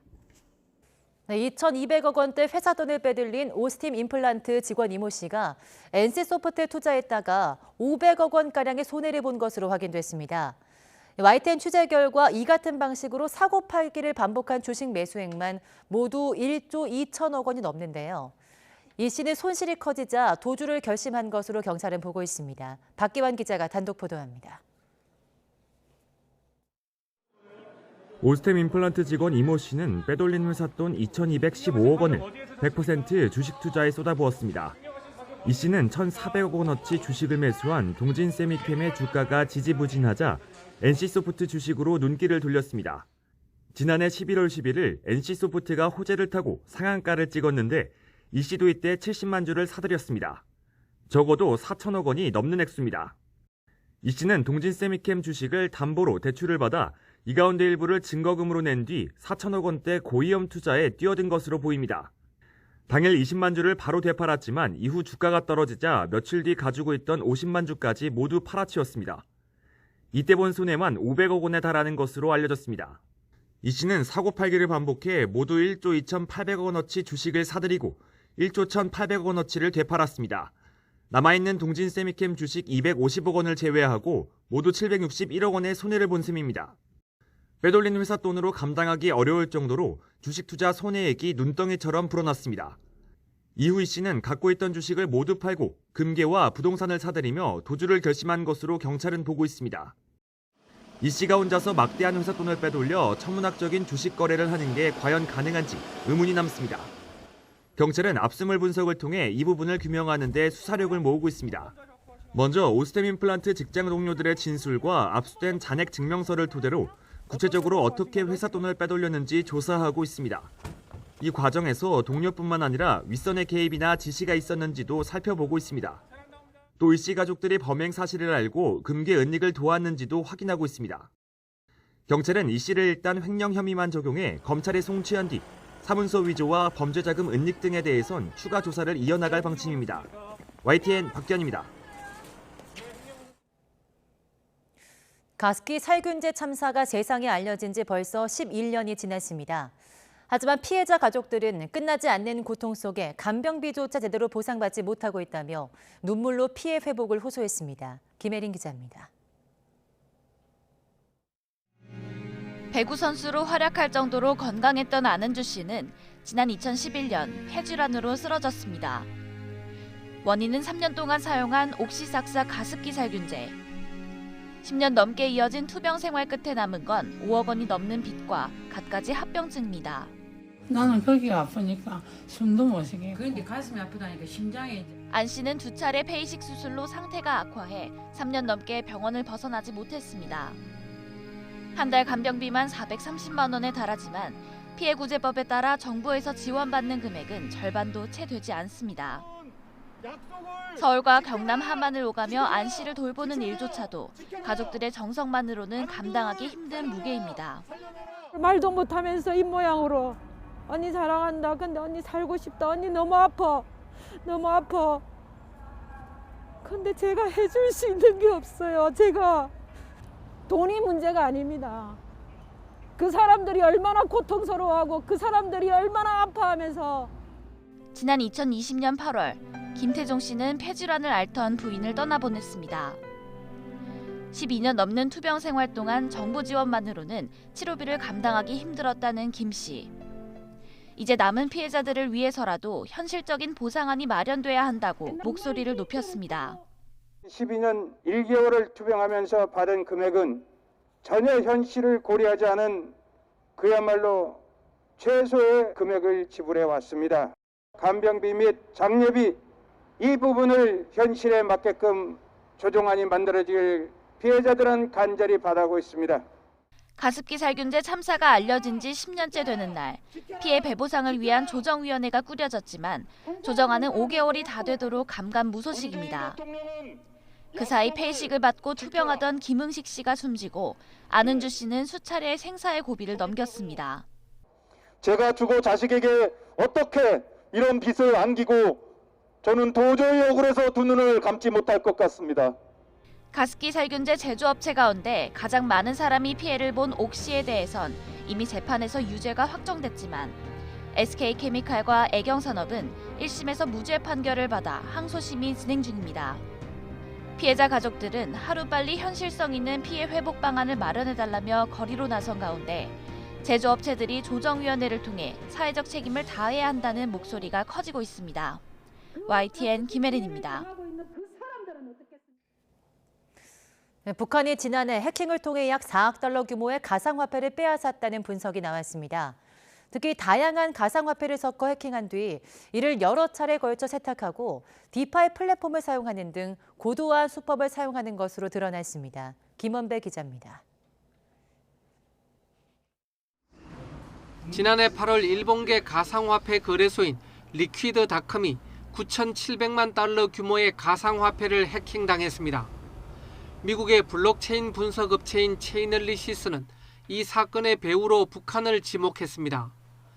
체이널리시스는 이 사건을 포함해 북한이 지난해 모두 3억 9,500만 달러, 우리 돈으로 약 4,680억 원 규모의 가상화폐를 해킹한 것으로 집계했습니다. 이 같은 작업은 주로 라자루스 그룹으로 알려진 북한의 해킹 그룹이 주도했다고 체이널리시스는 추정했습니다. 라자루스는 북한군 정찰총국과 연계된 것으로 추정되는 집단으로 미국과 유엔 제재 명단에 포함되어 있습니다. 라자루스는 2014년 미국 소니 픽처스 해킹, 2016년 방글라데시 중앙은행 해킹, 2017년 랜섬웨어 워너크라이 유포, 2019년 인도 현금 인출기 공격 등의 배후로 의심받고 있습니다. 지난해 북한이 해킹한 가상화폐에서 비트코인이 차지하는 비율은 20%로 2017년 100%에서 5분의 1 수준으로 하락했습니다. 이더리움 비율이 58%로 가장 높았고 알트코인과 이더리움 기반의 ERC20 토큰이 나머지 22%를 차지했습니다. 북한은 알트코인과 ERC20 토큰을 거래소에서 이더리움으로 교환해 이더리움과 섞은 뒤 이를 다시 비트코인으로 바꾸고 기존 비트코인과 합쳐 세탁한 후 이를 새로운 지갑에 저장했습니다. 그런 다음 아시아 기반의 가상화폐 거래소로 옮겨 현금화했습니다. 체이널리시스는 북한이 특히 디파이 플랫폼을 사용하고 있다고 밝혔습니다. 디파이는 사용자 정보를 수집하지 않기 때문에 자산 동결 위험 없이 정체를 노출하지 않은 채 한층 다양한 거래소 이용이 가능하다고 지적했습니다. YTN 김원배입니다.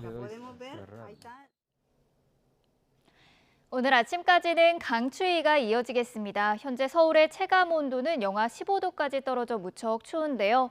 다행히 낮부터는 영상의 기온을 회복하면서 추위가 점차 누그러지겠습니다. 아침까지 제주 산간과 울릉도 독도에는 1cm 미만의 눈이 조금 더 내리겠고요. 이 낮 동안에는 전국적으로 맑은 하늘이 함께하겠습니다. 다만 맑은 날씨 속에 수도권과 동쪽 지방은 대기가 무척이나 건조할 것으로 보이니까요. 이 산불 등 대형 화재가 발생하지 않도록 불씨 관리도 잘해주셔야겠습니다.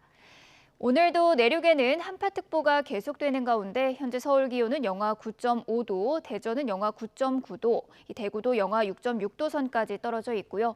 이 낮부터는 추위가 풀리면서 한파특보도 대부분 해제가 되겠습니다. 오늘 서울의 한낮 기온은 1도, 대전은 4도, 광주와 대구는 5도, 부산은 7도 선까지 크게 오르겠습니다. 이 주말 동안 중서부 지방에는 비나 눈이 내리면서 추위는 잠시 주춤하겠지만 다음 주에는 다시 강추위가 찾아올 전망입니다. 지금까지 날씨 정보였습니다.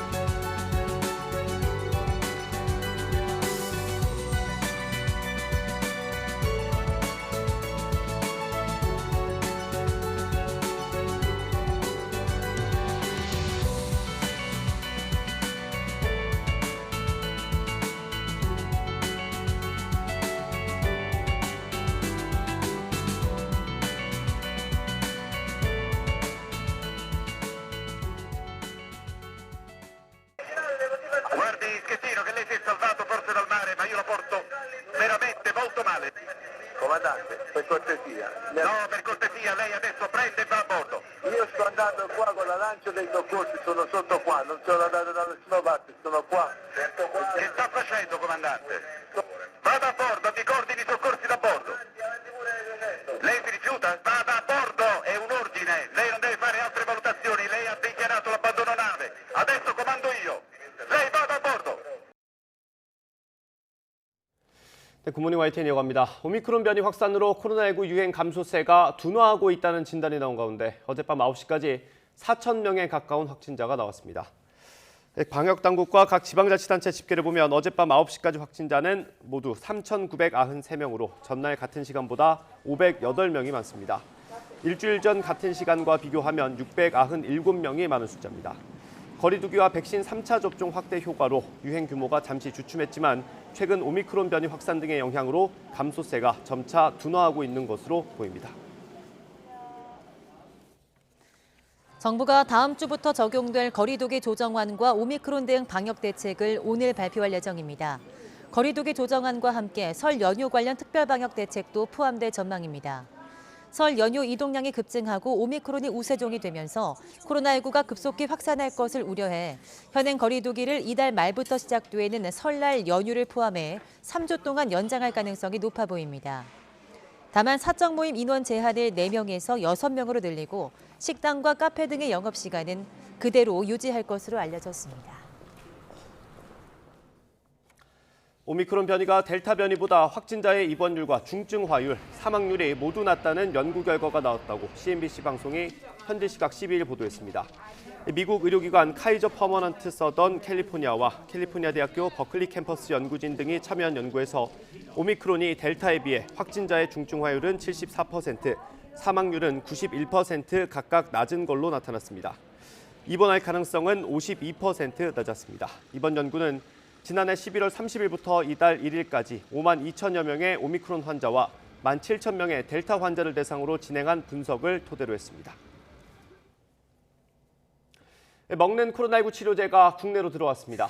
오늘부터 65살 이상이거나 면역이 떨어진 사람들에게 우선 투여됩니다. 홍주혜 기자입니다. 비행기 문이 열리고 화물이 천천히 내려집니다. 파이자의 먹는 코로나19 치료제 팍스로비드 2만 1,000명분이 국내에 처음으로 도착했습니다. 팍스로비드는 당장 오늘부터 환자에게 투여됩니다. 증상이 나타나고 닷새 이내에 경증과 중등증 환자로서 65살 이상 또는 면역 저하자가 대상입니다. 확진 규모가 반등할 조짐이 보이는 가운데 방역 당국은 먹는 치료제가 유행 억제에 역할을 해주길 기대하고 있습니다. 오미크론 변이가 이전보다 훨씬 더 높은 전파력을 가진다라는 점이 있다는 점을 생각해 볼 때 환자 수가 급증했을 때에 낮은 중증화율이라고 할지라도 그 중증화 진행되는 환자의 수 자체를 억제하는 데에는 충분히 의미가 있을 것이다 이렇게 보고 있고. 재택 치료자의 경우 비대면 진료를 거쳐 처방이 결정되면 보호자가 약국에서 치료제를 받아오거나 지자체나 약국을 통해 배송이 이루어집니다. 생활치료센터에선 전담 의료진이 처방과 투약을 맡습니다. 치료제를 먹을 때 주의할 점도 있습니다. 먼저 한 번에 3알씩 하루 2차례 닷새 연속 먹는 지침을 따라야 합니다. 약을 먹는 방법도 중요합니다. 씹어서 깨물어 드시면 안 됩니다. 그러니까 저희가 약물 같은 경우에 이게 인체 내 흡수되는 농도를 일정하게 위해서 알약 정제 형태로 나오는 것들이 일부 있거든요. 그런 거를 막 깨물어서 드시게 되면은 급작스럽게 흡수가 되거나 이러기 때문에 문제가 생기는 경우가 있거든요. 특히 함께 복용해선 안 되는 의약품이 많아 먹고 있는 약이 있다면 의사에게 반드시 알려야 합니다. YTN 홍주혜입니다. 조 바이든 미국 대통령이 검사 키트 5억 개를 추가로 확보하고 고품질 마스크를 무료로 제공하겠다는 대책을 발표했습니다. 또 이번 환자 급증으로 한계 상황에 직면한 의료시설을 위해서 군 의료진을 추가로 투입하기로 했습니다. 바이든 대통령은 코로나19 검사 수가 지난해 취임 초 하루 200만 건에 불과했지만 이번 달에는 검사 수가 1,500만 건에 재택 신속 검사만 3억 7,500만 건 이상이 될 것이라면서 미국의 검사 역량이 엄청나게 도약했다고 강조했습니다. 미국 연방대법원이 조 바이든 행정부가 추진한 민간 대기업 종사자의 백신 접종 의무화 조처를 무효로 만들었습니다. AP통신은 연방대법원이 현지 시각 13일 직업안전보건청이 지난해 11월 100인 이상 민간 사업장 종사자의 백신 접종을 의무화한 조처가 과도한 권한 행사라고 대법관 6대 3의 의견으로 판단했다고 전했습니다. 대법원은 직업안전보건청이 과거 이런 강제 명령을 내린 적이 결코 없었다며 의회는 코로나19 대응을 위한 중요한 법을 제정했지만 보건청과 유사한 조처의 제정은 거부했다고 밝혔습니다. 오미크론 변이의 확산 속에 실업수당을 청구하는 미국인이 증가세를 보였습니다. 미국 노동부는 현지 시간 13일 지난주 신규 실업수당 청구 건수가 23만 건으로 집계됐다고 밝혔습니다. 전주보다 2만 3천 건 증가해서 지난해 11월 중순 이후 최다치를 기록했다고 블룸버그 통신 등이 전했습니다. 확진자 수가 급증하면서 업주들이 직원들을 일시 해고하는 사례가 늘고 있음을 시사한다고 블룸버그 통신은 분석했습니다. 네, 이어서 정치권 소식입니다. 이재명, 윤석열 두 양강 후보가 설 연휴 전에 TV 토론을 하기로 합의했습니다. 네, 이른바 밥상머리 민심을 두고 치열한 경쟁이 예상되는 가운데 국민의당 안철수 후보는 기득권의 담합이라며 다자 토론을 촉구했습니다. 보장원 기자입니다. 서로 토론을 피하지 말라며 신경전을 벌이던 이재명, 윤석열 후보의 맞대결을 설 연휴 전 볼 수 있게 됐습니다. 더불어민주당 토론 제안을 양당 협상을 통해 국민의힘이 받아들인 겁니다. 우선은 설 전에 시작하는 거고요. 혹시나 여건이나 상황이 더 좋으면 더 할 수도 있지 않겠나. 주제는 국정 전반 모든 현안으로 지상파 방송사가 주관하게 됩니다. 민주당은 다자 토론도 수용할 의사가 있다고 여지를 열어뒀지만 양당 모두 일단 이번 협상 대상은 양자 토론이었다고 강조했습니다. 양자 협상을 한 겁니다. 그래서 만약에 그걸 한다면 후보의 일정이나 모든 거가 새로 끼어들어가야 되기 때문에. 토론에서 소외된 국민의당 안철수 후보 측은 즉각 반발했습니다. 국민의 알 권리를 침해하는 것은 물론 안 후보의 상승세를 막으려는 기득권 양당이 담합에 나선 것이라고 맹비난했습니다. 그 속이 너무나 뻔한 것 아닙니까? 한마디로 두 당이 힘을 합쳐 안철수 후보의 상승 기류를 막겠다는 것 아니겠습니까? 군소 후보들도 아쉬움을 토로했습니다. 1차 목표는 5%를 넘어서 이 TV 토론회에 나오는 것이 목표고요. 일단 나오기만 한다면 저는 다른 후보와 분명한 차별성을 보여서 압도할 수 있다고 생각을 합니다. 민주당과 국민의힘은 설 연휴 이후 추가 토론도 논의한다는 계획입니다. 하지만 박빙 구도 속 득실 계산을 하다 보면 법정 토론 3차례를 넘어선 추가 토론이 성사될지는 의문입니다. 서로 피할 것 없다면서도 윤석열 후보 측에서는 20차례 넘게 토론만 할 수는 없다며 선을 그었습니다. 일단 설 연휴 전 양자 토론에 합의하며 첫 발은 뗐지만 추가 토론이 불가능한 건 아닌지 또 토론이 양강 주자의 전유물로 끝나는 건 아닌지 하는 우려는 여전히 남아 있습니다. YTN 부장원입니다. 더불어민주당 이재명 후보의 변호사비 대납 의혹을 제보한 인물은 심장질환으로 숨졌다는 부검 결과가 나왔습니다. 하지만 정치권 공방은 계속됐는데요. 민주당은 야당이 고인의 죽음을 선거에 활용했다고 비난했고 야권은 여전히 의문이 남는다며 공세를 이어갔습니다. 엄윤주 기자입니다. 민주당 이재명 후보의 변호사비 대납 의혹 제보자 이모 씨 사망에 대한 국민의힘의 비판 수위는 한층 높아졌습니다. 이딴 사망 사건 뒤에 이 후보의 이른바 데스노트가 있는 것 아니냐고까지 공격했습니다. 국민의당도 가세했습니다. 연쇄 간접 살인 사건이라고 해도 과언이 아닙니다. 영화 아수라를 본 국민이라면 어느 쪽이 영화고 어느 쪽이 현실인지 분간할 수 없을 정도로 그야말로 소름 끼치는 공포감을 느낄 것입니다. 이재명 후보의 대장동 게이트를 비롯한 비리 의혹 규명에 결정적 키를 쥐고 있는 분들이 살인 멸구를 당하고 있습니다. 특히 국민의힘은 변호사비 대납 의혹이 대장동 개발 특혜 의혹도 풀 수 있는 퍼즐이라고 보고 당내 의문사 진상규명위원회를 설치하는 등 압박 수위를 높였습니다. 여당에서 이 씨를 대납 의혹 조작 제보자로 부른 데 대해서도 2차 가해라며 날을 세웠습니다. 하지만 1차 부검 결과 이 씨가 평소 앓던 심장질환으로 사망한 것으로 추정된다는 소견이 나오자 민주당은 즉각 반격에 돌입했습니다. 개인의 죽음을 정쟁에 이용한 것이야말로 흑색 선전이라며 사과를 요구하고 나섰습니다. 더욱이 이재명 후보와 아무런 관련이 없는데도 간접 살인과 같은 망언으로 허위 사실을 유포했다며 법적 대응도 시사했습니다. 오로지 정쟁에 도움이 된다면 흑색 선전에 이용한 것도 서슴지 않고 있습니다. 선거 문화를 바꾸기 위해서라도 상식에 어긋나는 음모론, 조작설 같은 구태 정치부터 청산하시기 바랍니다. 반면 국민의힘은 경찰이 신속하게 타살 혐의에 선긋는 부검 결과를 발표한 게 오히려 수상하다고 주장했습니다. 여야 모두 사안의 진실 규명에 다가가려 하기보다 대선을 앞둔 지지율 득실을 따지면서 접근하고 있어 이번 사건을 둘러싼 공방은 한동안 이어질 것으로 보입니다. YTN 엄윤주입니다. 새로운 물결 김동연 후보가 YTN에 출연해서 경제부총리 시절 청와대 정책실장을 포함해 핵심 참모들과 정책을 두고 고성이 오갔다고 회고했습니다. 네, 더불어민주당 이재명, 국민의힘 윤석열 후보를 향해선 과거 비판했던 주장들을 서로 바꿔내놓고 있다며 경제 철학이나 비전이 하나도 없다고 평가절하했습니다. 직접 들어보겠습니다. 대통령 앞에서 그렇게 다툰 적도 여러 번이 있었고요.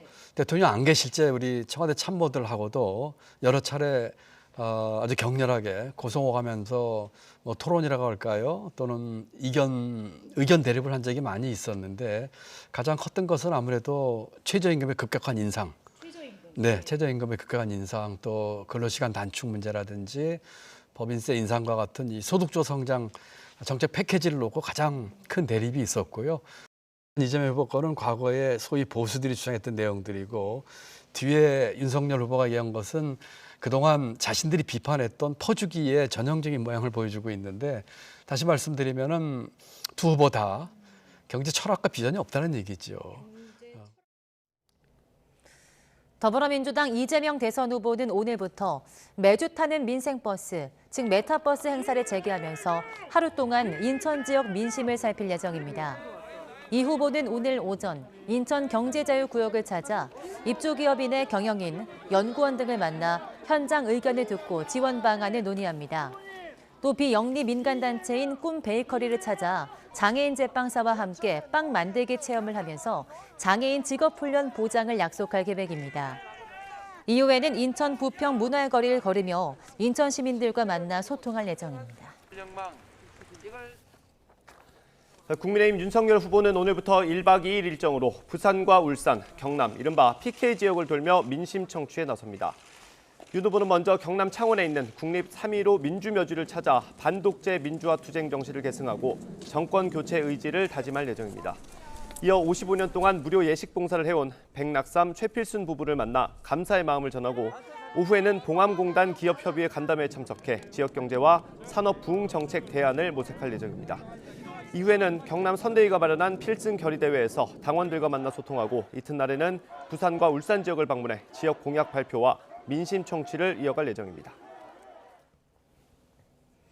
네, 어젯밤 서울 도림 고가차도에서 중앙선을 넘은 트럭에 오토바이 타고 있던 배달 노동자 2명이 숨졌습니다. 천안에서는 차량 충돌 사고로 3명이 다쳤습니다. 밤사이 사고 이준엽 기자가 보도합니다. 어떡해. 오토바이 배달기사. 119 구조대원이 쓰러진 배달 노동자에게 다급하게 심폐소생술을 실시합니다. 어젯밤 10시 10분쯤 서울 물레동에 있는 고가차도에서 50대 오토바이 배달 노동자 2명이 숨지는 사고가 일어났습니다. 숨진 2사람을 포함해 탑차 운전자 부부와 50대 트럭 운전자, 30대 승용차 운전자까지 모두 6명이 병원에 이송됐습니다. 그 하얀 트럭이랑 파란 트럭이랑 이렇게 마주보고 있었고 그 사람이 밑에 깔려 있었거든요. 엎드려 있었거든요. 60대 남성이 몰던 탑차가 차선을 넘어와 오토바이 2대와 정면으로 충돌했고 뒤따르던 트럭과 승용차가 연달아 부딪혔습니다. 반대편 차선에서 탑차가 넘어오면서 오토바이와 차량 5대가 얽히며 추돌 사고가 일어난 것으로 전해졌습니다. 경찰은 탑차 운전자가 브레이크가 안 밟힌다며 반대편 차선으로 꺾어 들어와 사고가 일어난 것으로 보고 브레이크 고장 여부 등을 확인하고 있습니다. 음주는 하지 않은 것으로 파악됐습니다. 트럭 운전자분이 브레이크가 이상이 생겨서 핸들을 반대쪽 차선을 좀 틀게 됐나 봐요. 어젯밤 11시 50분쯤 충남 천안시 한 다리 위에서는 택시와 소형 SUV가 충돌하는 사고가 났습니다. 택시 운전자와 승객, SUV 운전자까지 모두 3명이 병원으로 옮겨졌습니다. YTN 이준엽입니다. 네, 반정부 유혈 시위로 카자흐스탄 알마티 국제공항에 묶였던 아시아나 항공편이 8일 만에 돌아왔습니다.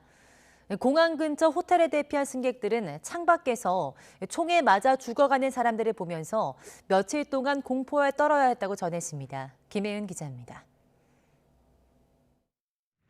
카자흐스탄에서 대규모 반정부 시위가 확산하던 지난 5일, 알마티 공항에 도착한 아시아나 항공 여객기는 공항까지 난입한 시위대로 발이 묶였습니다. 승객들은 공항 버스를 타고 가까스로 경납고에 몸을 숨겼습니다. 급하게 이제 공항 순환버스를 타고 한 4km 정도 공항 끝으로 급하게 진속역으로 이동을 했어요. 차 부서질 정도로. 이튿날에도 항공편이 뜨지 못하자 승객 일부는 인근 호텔로 대피했습니다. 알마티를 빠져나가기 위해 공항을 찾은 승객들도 시위대에 빌려 호텔로 피신했습니다. 원래는 이제 5일날, 6일날 출국을 하려고 했던 거예요. 그래서 이제 갔다가 이제 거기서 이제 시위대가 들이닥쳐서 저희가 이제 호텔로 피신하고 그랬죠. 이들은 밤에도 호텔 불을 끈 채 재외동포와 영사관 직원들이 제공하는 음식으로 대피 생활을 이어갔습니다. 창밖에서 사람들이 총에 맞아 죽는 참혹한 현장을 지켜보며 쪽잠으로 하루하루 버텼습니다. 애들도 총 맞아 죽고 외국인도 총 맞아 죽고 기자분도 총 맞아 죽고 짐을 많이 싸놓고 잤어요. 그냥 한 2-3시간씩 자고 그랬어요. 극심한 혼란 속에서도 가까스로 한국과 문자로 교신했다고 전했습니다. 제 폰으로 이제 문자 교신을 할 수 있게 했고 제 폰으로 이제 아시아나 통제실하고 기장님하고 계속 이제 교신을 했죠. 이번 항공편에는 승객 39명과 승무원 8명 등 47명이 탑승했습니다. 이 가운데 우리 국민은 43명입니다. 탑승객의 안전을 확보하고 항공편 운항 재개를 위해 항공사 측과 알마티 한국 총영사관 그리고 정부의 긴밀한 협조가 이루어졌습니다. 덕분에 삼엄한 유혈 사태를 뚫고 안전하게 알마티를 탈출할 수 있었습니다. YTN 김혜은입니다. 미국의 기업인 절반 이상이 인플레이션이 최소 내년 중반까지 지속할 것이라고 예상하는 것으로 나타났습니다. 비영리 경제조사기관 컨퍼런스 보드가 지난해 10월부터 11월 글로벌 기업 최고 경영자 917명 등을 대상으로 설문조사한 결과 82%는 가격 상승 압력에 직면한 상태라고 답했다고 월스트리트 저널이 현지 시간 13일 보도했습니다. 이 설문에 응한 미국의 CEO 중 59%는 물가 상승률이 최소 2023년 중반 또는 그 이후까지 계속될 것으로 전망했습니다. 유럽연합 EU 집행위원회가 현대중공업 계열의 한국조선해양과 대우조선해양의 기업 결합을 승인하지 않는다고 밝혔습니다. 이로써 두 업체 합병은 결국 무산된 건데요. LNG 운반선 시장에서 독점 우려가 발목을 잡았습니다. 보도에 박홍구 기자입니다. 지난 2019년 3월 대우조선의 민영화 계약 체결 이후 3년 가까이 끌어오던 인수합병이 최종 불발됐습니다. 합병을 위해서는 주요국 경쟁당국의 허가를 받아야 하는데 유럽연합 EU의 승인은 필수적이었습니다. 하지만 EU는 두 기업의 결합이 LNG 운반선 시장에서 지배적인 위치를 형성해 경쟁을 저해한다며 합병을 허가하지 않았습니다. 두 회사가 합병할 경우 최근 수요가 늘고 있는 LNG 운반선의 시장 점유율이 60%에 달해 독점의 우려가 있다고 판단한 것입니다. 최근 5년간 건조량 기준으로 시장 점유율을 분석해 보면은요, 한국조선해양하고 대우조선해양을 합치면 한 60% 정도가 됩니다. 이 부분이 EU에서는 시장 점유율이 높다라고 판단하는 게 아닌가. 합병 불발에 대해 인수 주체였던 현대중공업그룹은 EU의 결정은 비합리적이고 유감스럽다고 비판했습니다. 현대중공업은 최종 결정문을 면밀히 검토한 뒤 시정 요구 등을 할 계획입니다. 정부도 아쉬움을 표하며 국내 조선산업 경쟁력 제고와 대우조선 정상화를 위해 노력하겠다고 밝혔습니다. 다만 최근에 조선산업 여건이 합병을 추진하던 2019년보다 개선돼 EU의 이번 결정이 우리 조선업계에 미치는 영향은 크지 않을 것으로 판단한다고 설명했습니다. 하지만 대우조선해양은 자금난이 불거질 가능성이 있습니다. 이미 지난해 3분기 부채 비율이 300%까지 올라간 상태에서 수주 계약금만 받고 선박을 제작하기에는 원자재 구입 등 자금 집행 여력이 모자랄 수 있기 때문입니다. 일단은 단기적으로 아마 고충이 있을 것 같습니다. 양질의 수주를 확보했다고 하더라도 이를 제작하는 과정에서는 어쨌든 조선업체들의 대규모 자금 집행이 불가피합니다. 수개월 정도는 경영진들이 굉장히 고충이 있지 않을까 이렇게 생각이 되고요. EU의 이번 결정으로 조선사 간 경쟁을 줄여 규모의 경제를 이루겠다던 계획은 무산되고 대우조선해양의 민영화는 다음 정부로 넘어가게 됐습니다. 지난 1998년 IMF로 대우그룹이 해체되면서 공적 관리 대상이 된 대우조선해양. 어려운 여건 속에서도 수주 물량을 확보한 게 오히려 합병의 발목을 잡게 됐습니다. YTN 박홍구입니다.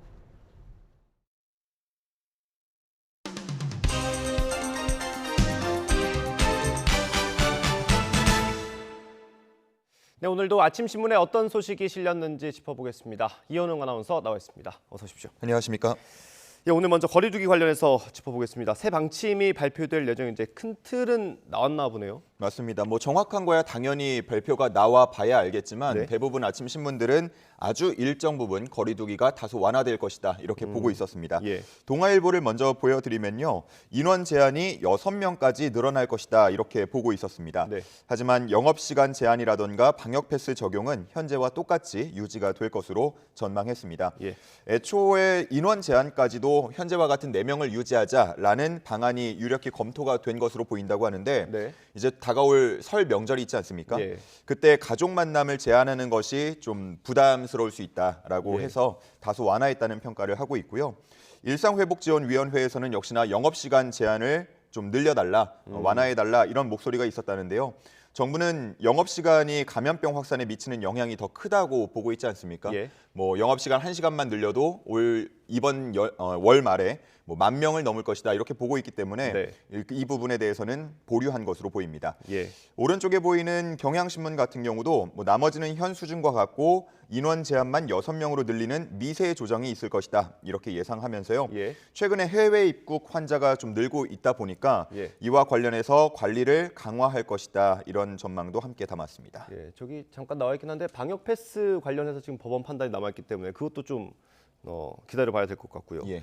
다음 광주 아파트 붕괴 사고 소식 보겠습니다. 우리도 보도했는데 어제 사고 직전 영상이 공개됐잖아요. 예. 신문들도 이 소식 다뤘을 것 같은데 어떻게 분석했습니까? 한 10분 전 영상이 지금 공개가 됐고 아마 많은 예. 분들 보셨을 것 같습니다. 예. 신문들도 이 영상의 일정 화면을 캡처해서 신문에 실었고요. 예. 또 영상 내용을 자세히 스케치하는 모습이었습니다. 조선일보 제목을 먼저 보면요. 붕괴 10분 전 39층 바닥 가운데 움푹 작업자들 저쪽 무너진다라고 썼습니다. 이 영상을 보면 이제 중간에 좀 움푹 들어간 듯한 모습이 실제로 보이고 예. 또 콘크리트가 흐르는 듯한 장면이 나오는데요. 네. 작업자가 그 모습을 보면서 뭐 아이라고 말하는 그런 그렇죠. 탄식도 좀 담겨 있습니다. 예. 뭔가 잘못되고 있다라는 거를 영상만 봐도 느낄 수가 있는데요. 네. 또 자세히 들어보면 네. 아주 작게 녹음이 돼 있는데 녹화가 같이 돼 있는데 한국어가 아닌 듯한 뭔가 외국어 같은 현장 작업자의 말도 들려옵니다. 네. 이 신문 조선일보는 이 내용을 저쪽이 무너진다라고 해석을 했습니다. 예. 그리고 또 전문가 인터뷰를 통해서 콘크리트를 굳히기 위한 열풍기가 보이지 않는다고 지적하기도 했습니다. 예. 오른쪽에 나와 있는 서울신문도 영상 스케치를 통해서 현장 음성을 비슷하게 표현을 했는데 네. 영상 속에서 작업자들 저기 무너졌다, 거기도 덜어졌다 이렇게 말을 했다고 합니다. 예. 지금 현장에서 수색 작업도 굉장히 어렵다고 하는데 뭐 실종자 수색이나 구조가 좀 잘 됐으면 좋겠습니다. 예. 네.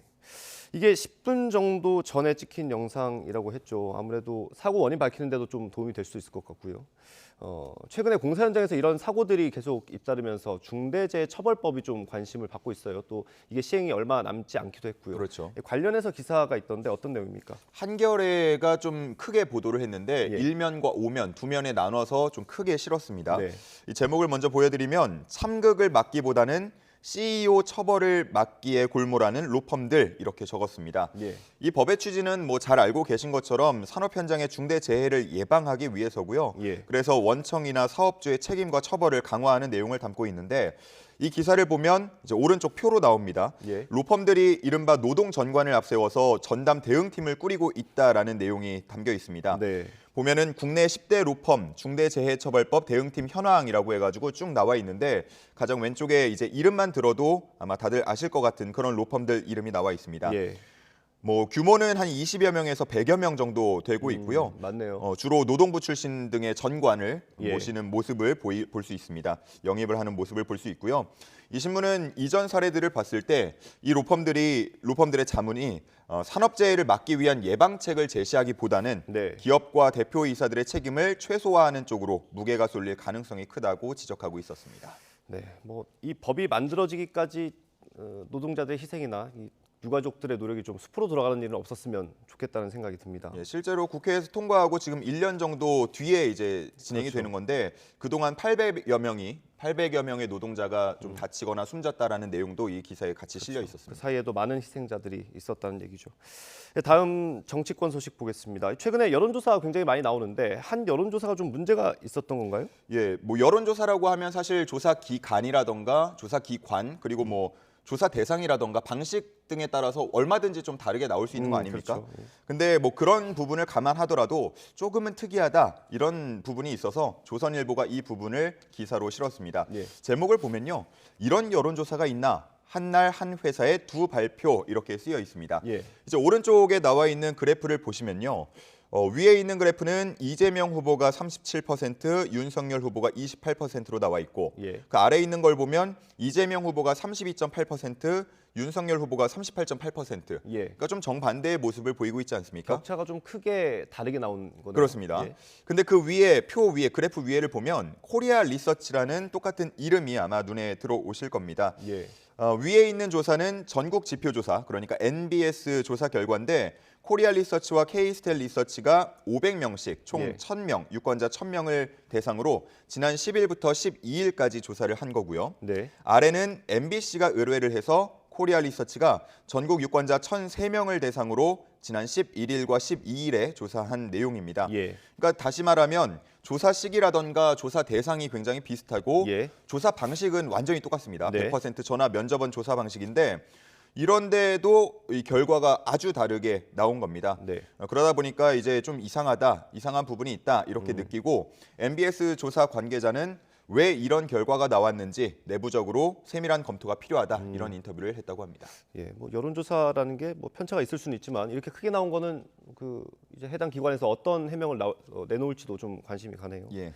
다음 정의당 심상정 후보 얘기도 오늘 신문에 많이 실렸더라고요. 지금 상황 좀 분석한 기사들이 있었습니까? 네, 서울신문은 세 가지 원인으로 심상정 후보의 지금 행보를 주목하고 있는데요.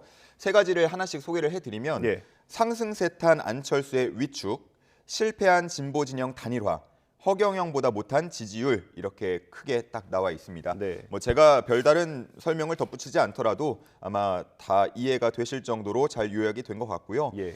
신문은 심상정 후보가 이런 삼중고의 충격 요법을 선택했다 이렇게 분석했습니다.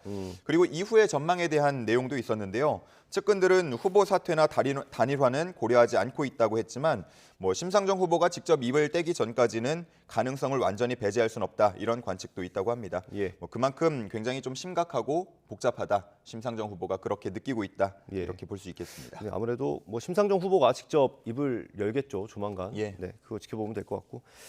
다음 대선 후보들도 이제 공약으로 내놓을 만한 중요한 사안이죠. 국민연금 관련 소식인데 어떤 내용입니까? 좋은 내용은 아닐 것 같아요. 예, 그렇습니다. 중앙일보에 실린 기사인데 아마 이 기사 제목을 보면 좀 깜짝 놀랄 만한 세대가 있을 겁니다. 네.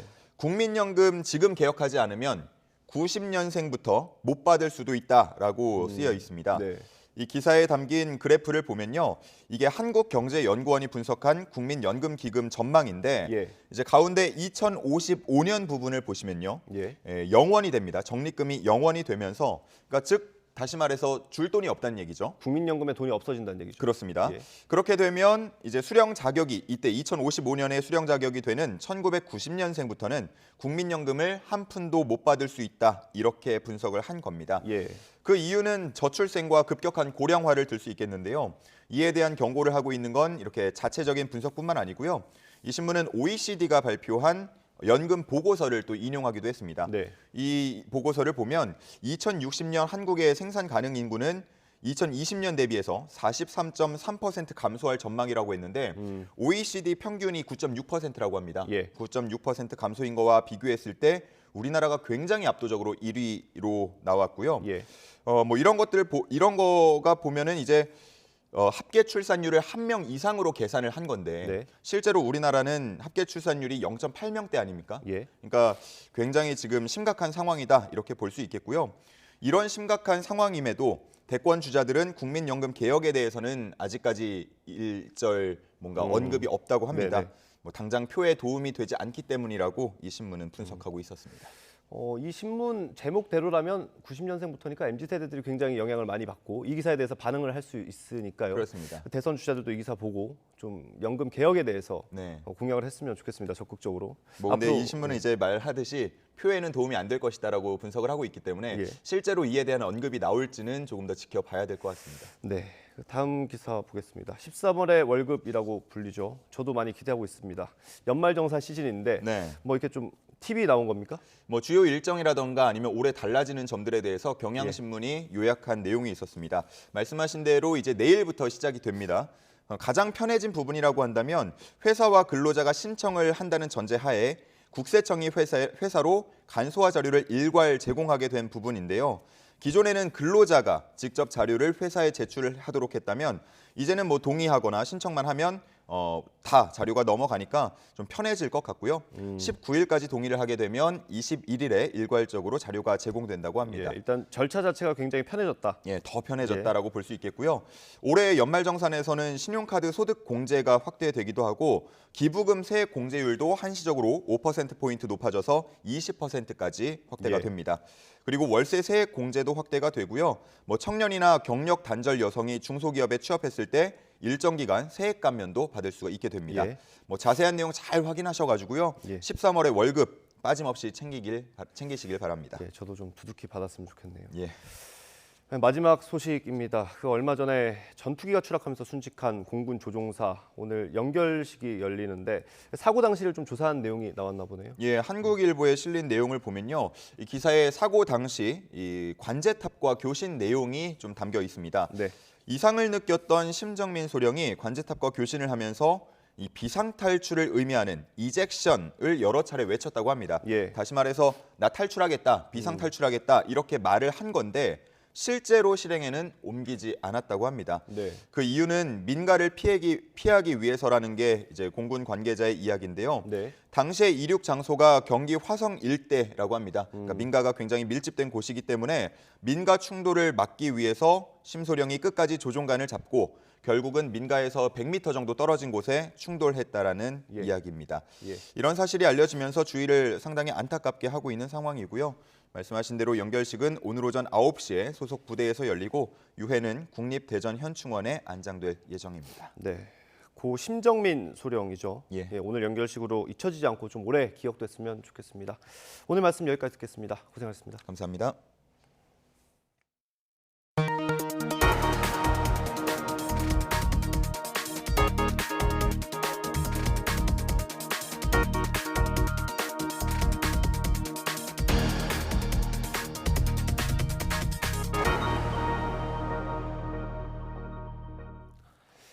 서울에는 재개발이 어려운 저층 주거지가 많은데 개별 필지를 모아 블록 단위로 개발하는 이른바 모아주택이 도입됩니다. 오세훈 서울시장의 주택 공약 가운데 하나인데 재개발 속도를 높여서 오는 2026년까지 3만 호를 공급하는 게 목표입니다. 김종균 기자입니다.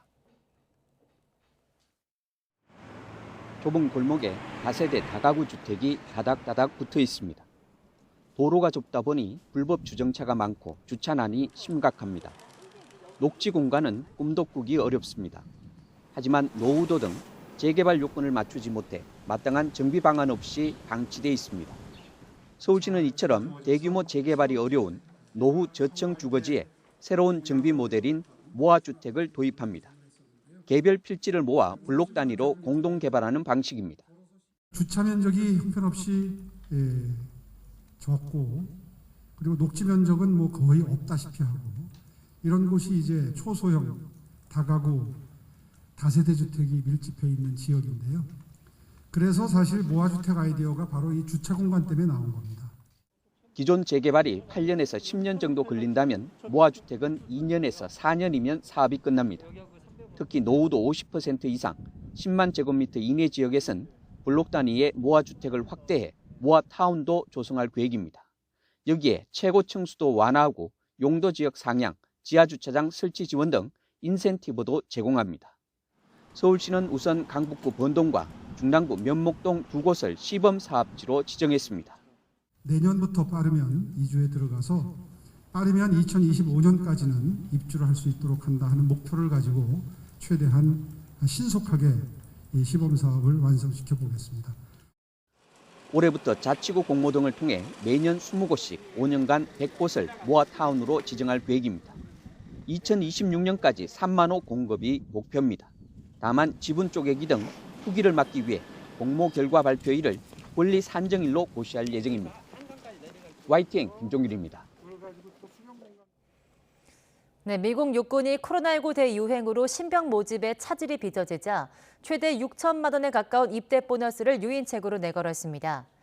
미국 육군은 6년 동안 군 복무를 약속하는 신병에게 최대 5만 달러, 우리 돈으로 5,927만 원의 보너스를 지급하기로 했다고 AP통신 등 미국 언론이 현지 시간 13일 보도했습니다. 코로나19 대유행 사태가 2년 동안 계속되면서 미국에서 노동력 부족 현상이 심각해졌고 이 여파로 신병 충원이 힘들어지자 군이 보너스 인상안을 마련한 겁니다. 오늘 출근길에는 어제보다 옷차림 더 따뜻하게 해주셔야겠습니다. 아침까지 강력한 한파가 기승을 부리겠는데요. 현재 서울 기온은 영하 9.5도를 보이고 있고요. 찬바람이 불면서 체감온도는 영하 15도 가까이 떨어졌습니다. 다행히 낮 동안에는 예년 기온을 회복하면서 추위가 한결 누그러지겠습니다. 오늘은 전국적으로 맑은 하늘이 함께하겠습니다. 다만 아침까지 제주 산간과 울릉도, 독도에는 1cm 미만의 눈이 조금 내리겠습니다. 오늘도 내륙 곳곳에 한파특보가 내려진 가운데 현재 파주의 기온 영하 15.7도, 철원 영하 16.3도, 서울은 영하 9.5도까지 떨어졌습니다. 낮 동안에는 대부분 영상권으로 올라서면서 예년 기온을 회복하겠습니다. 서울 1도, 대전 4도, 광주 5도, 부산은 7도가 예상됩니다.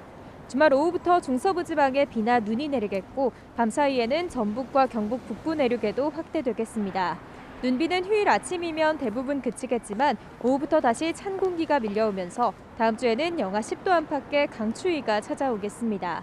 현재 서울 등 수도권과 동쪽 지방은 대기가 무척 메말라 있습니다. 작은 불씨가 큰 불이 되기 쉬운 만큼 불씨 관리 철저히 해주시기 바랍니다. 지금까지 서울 상암동에서 YTN 윤수빈입니다.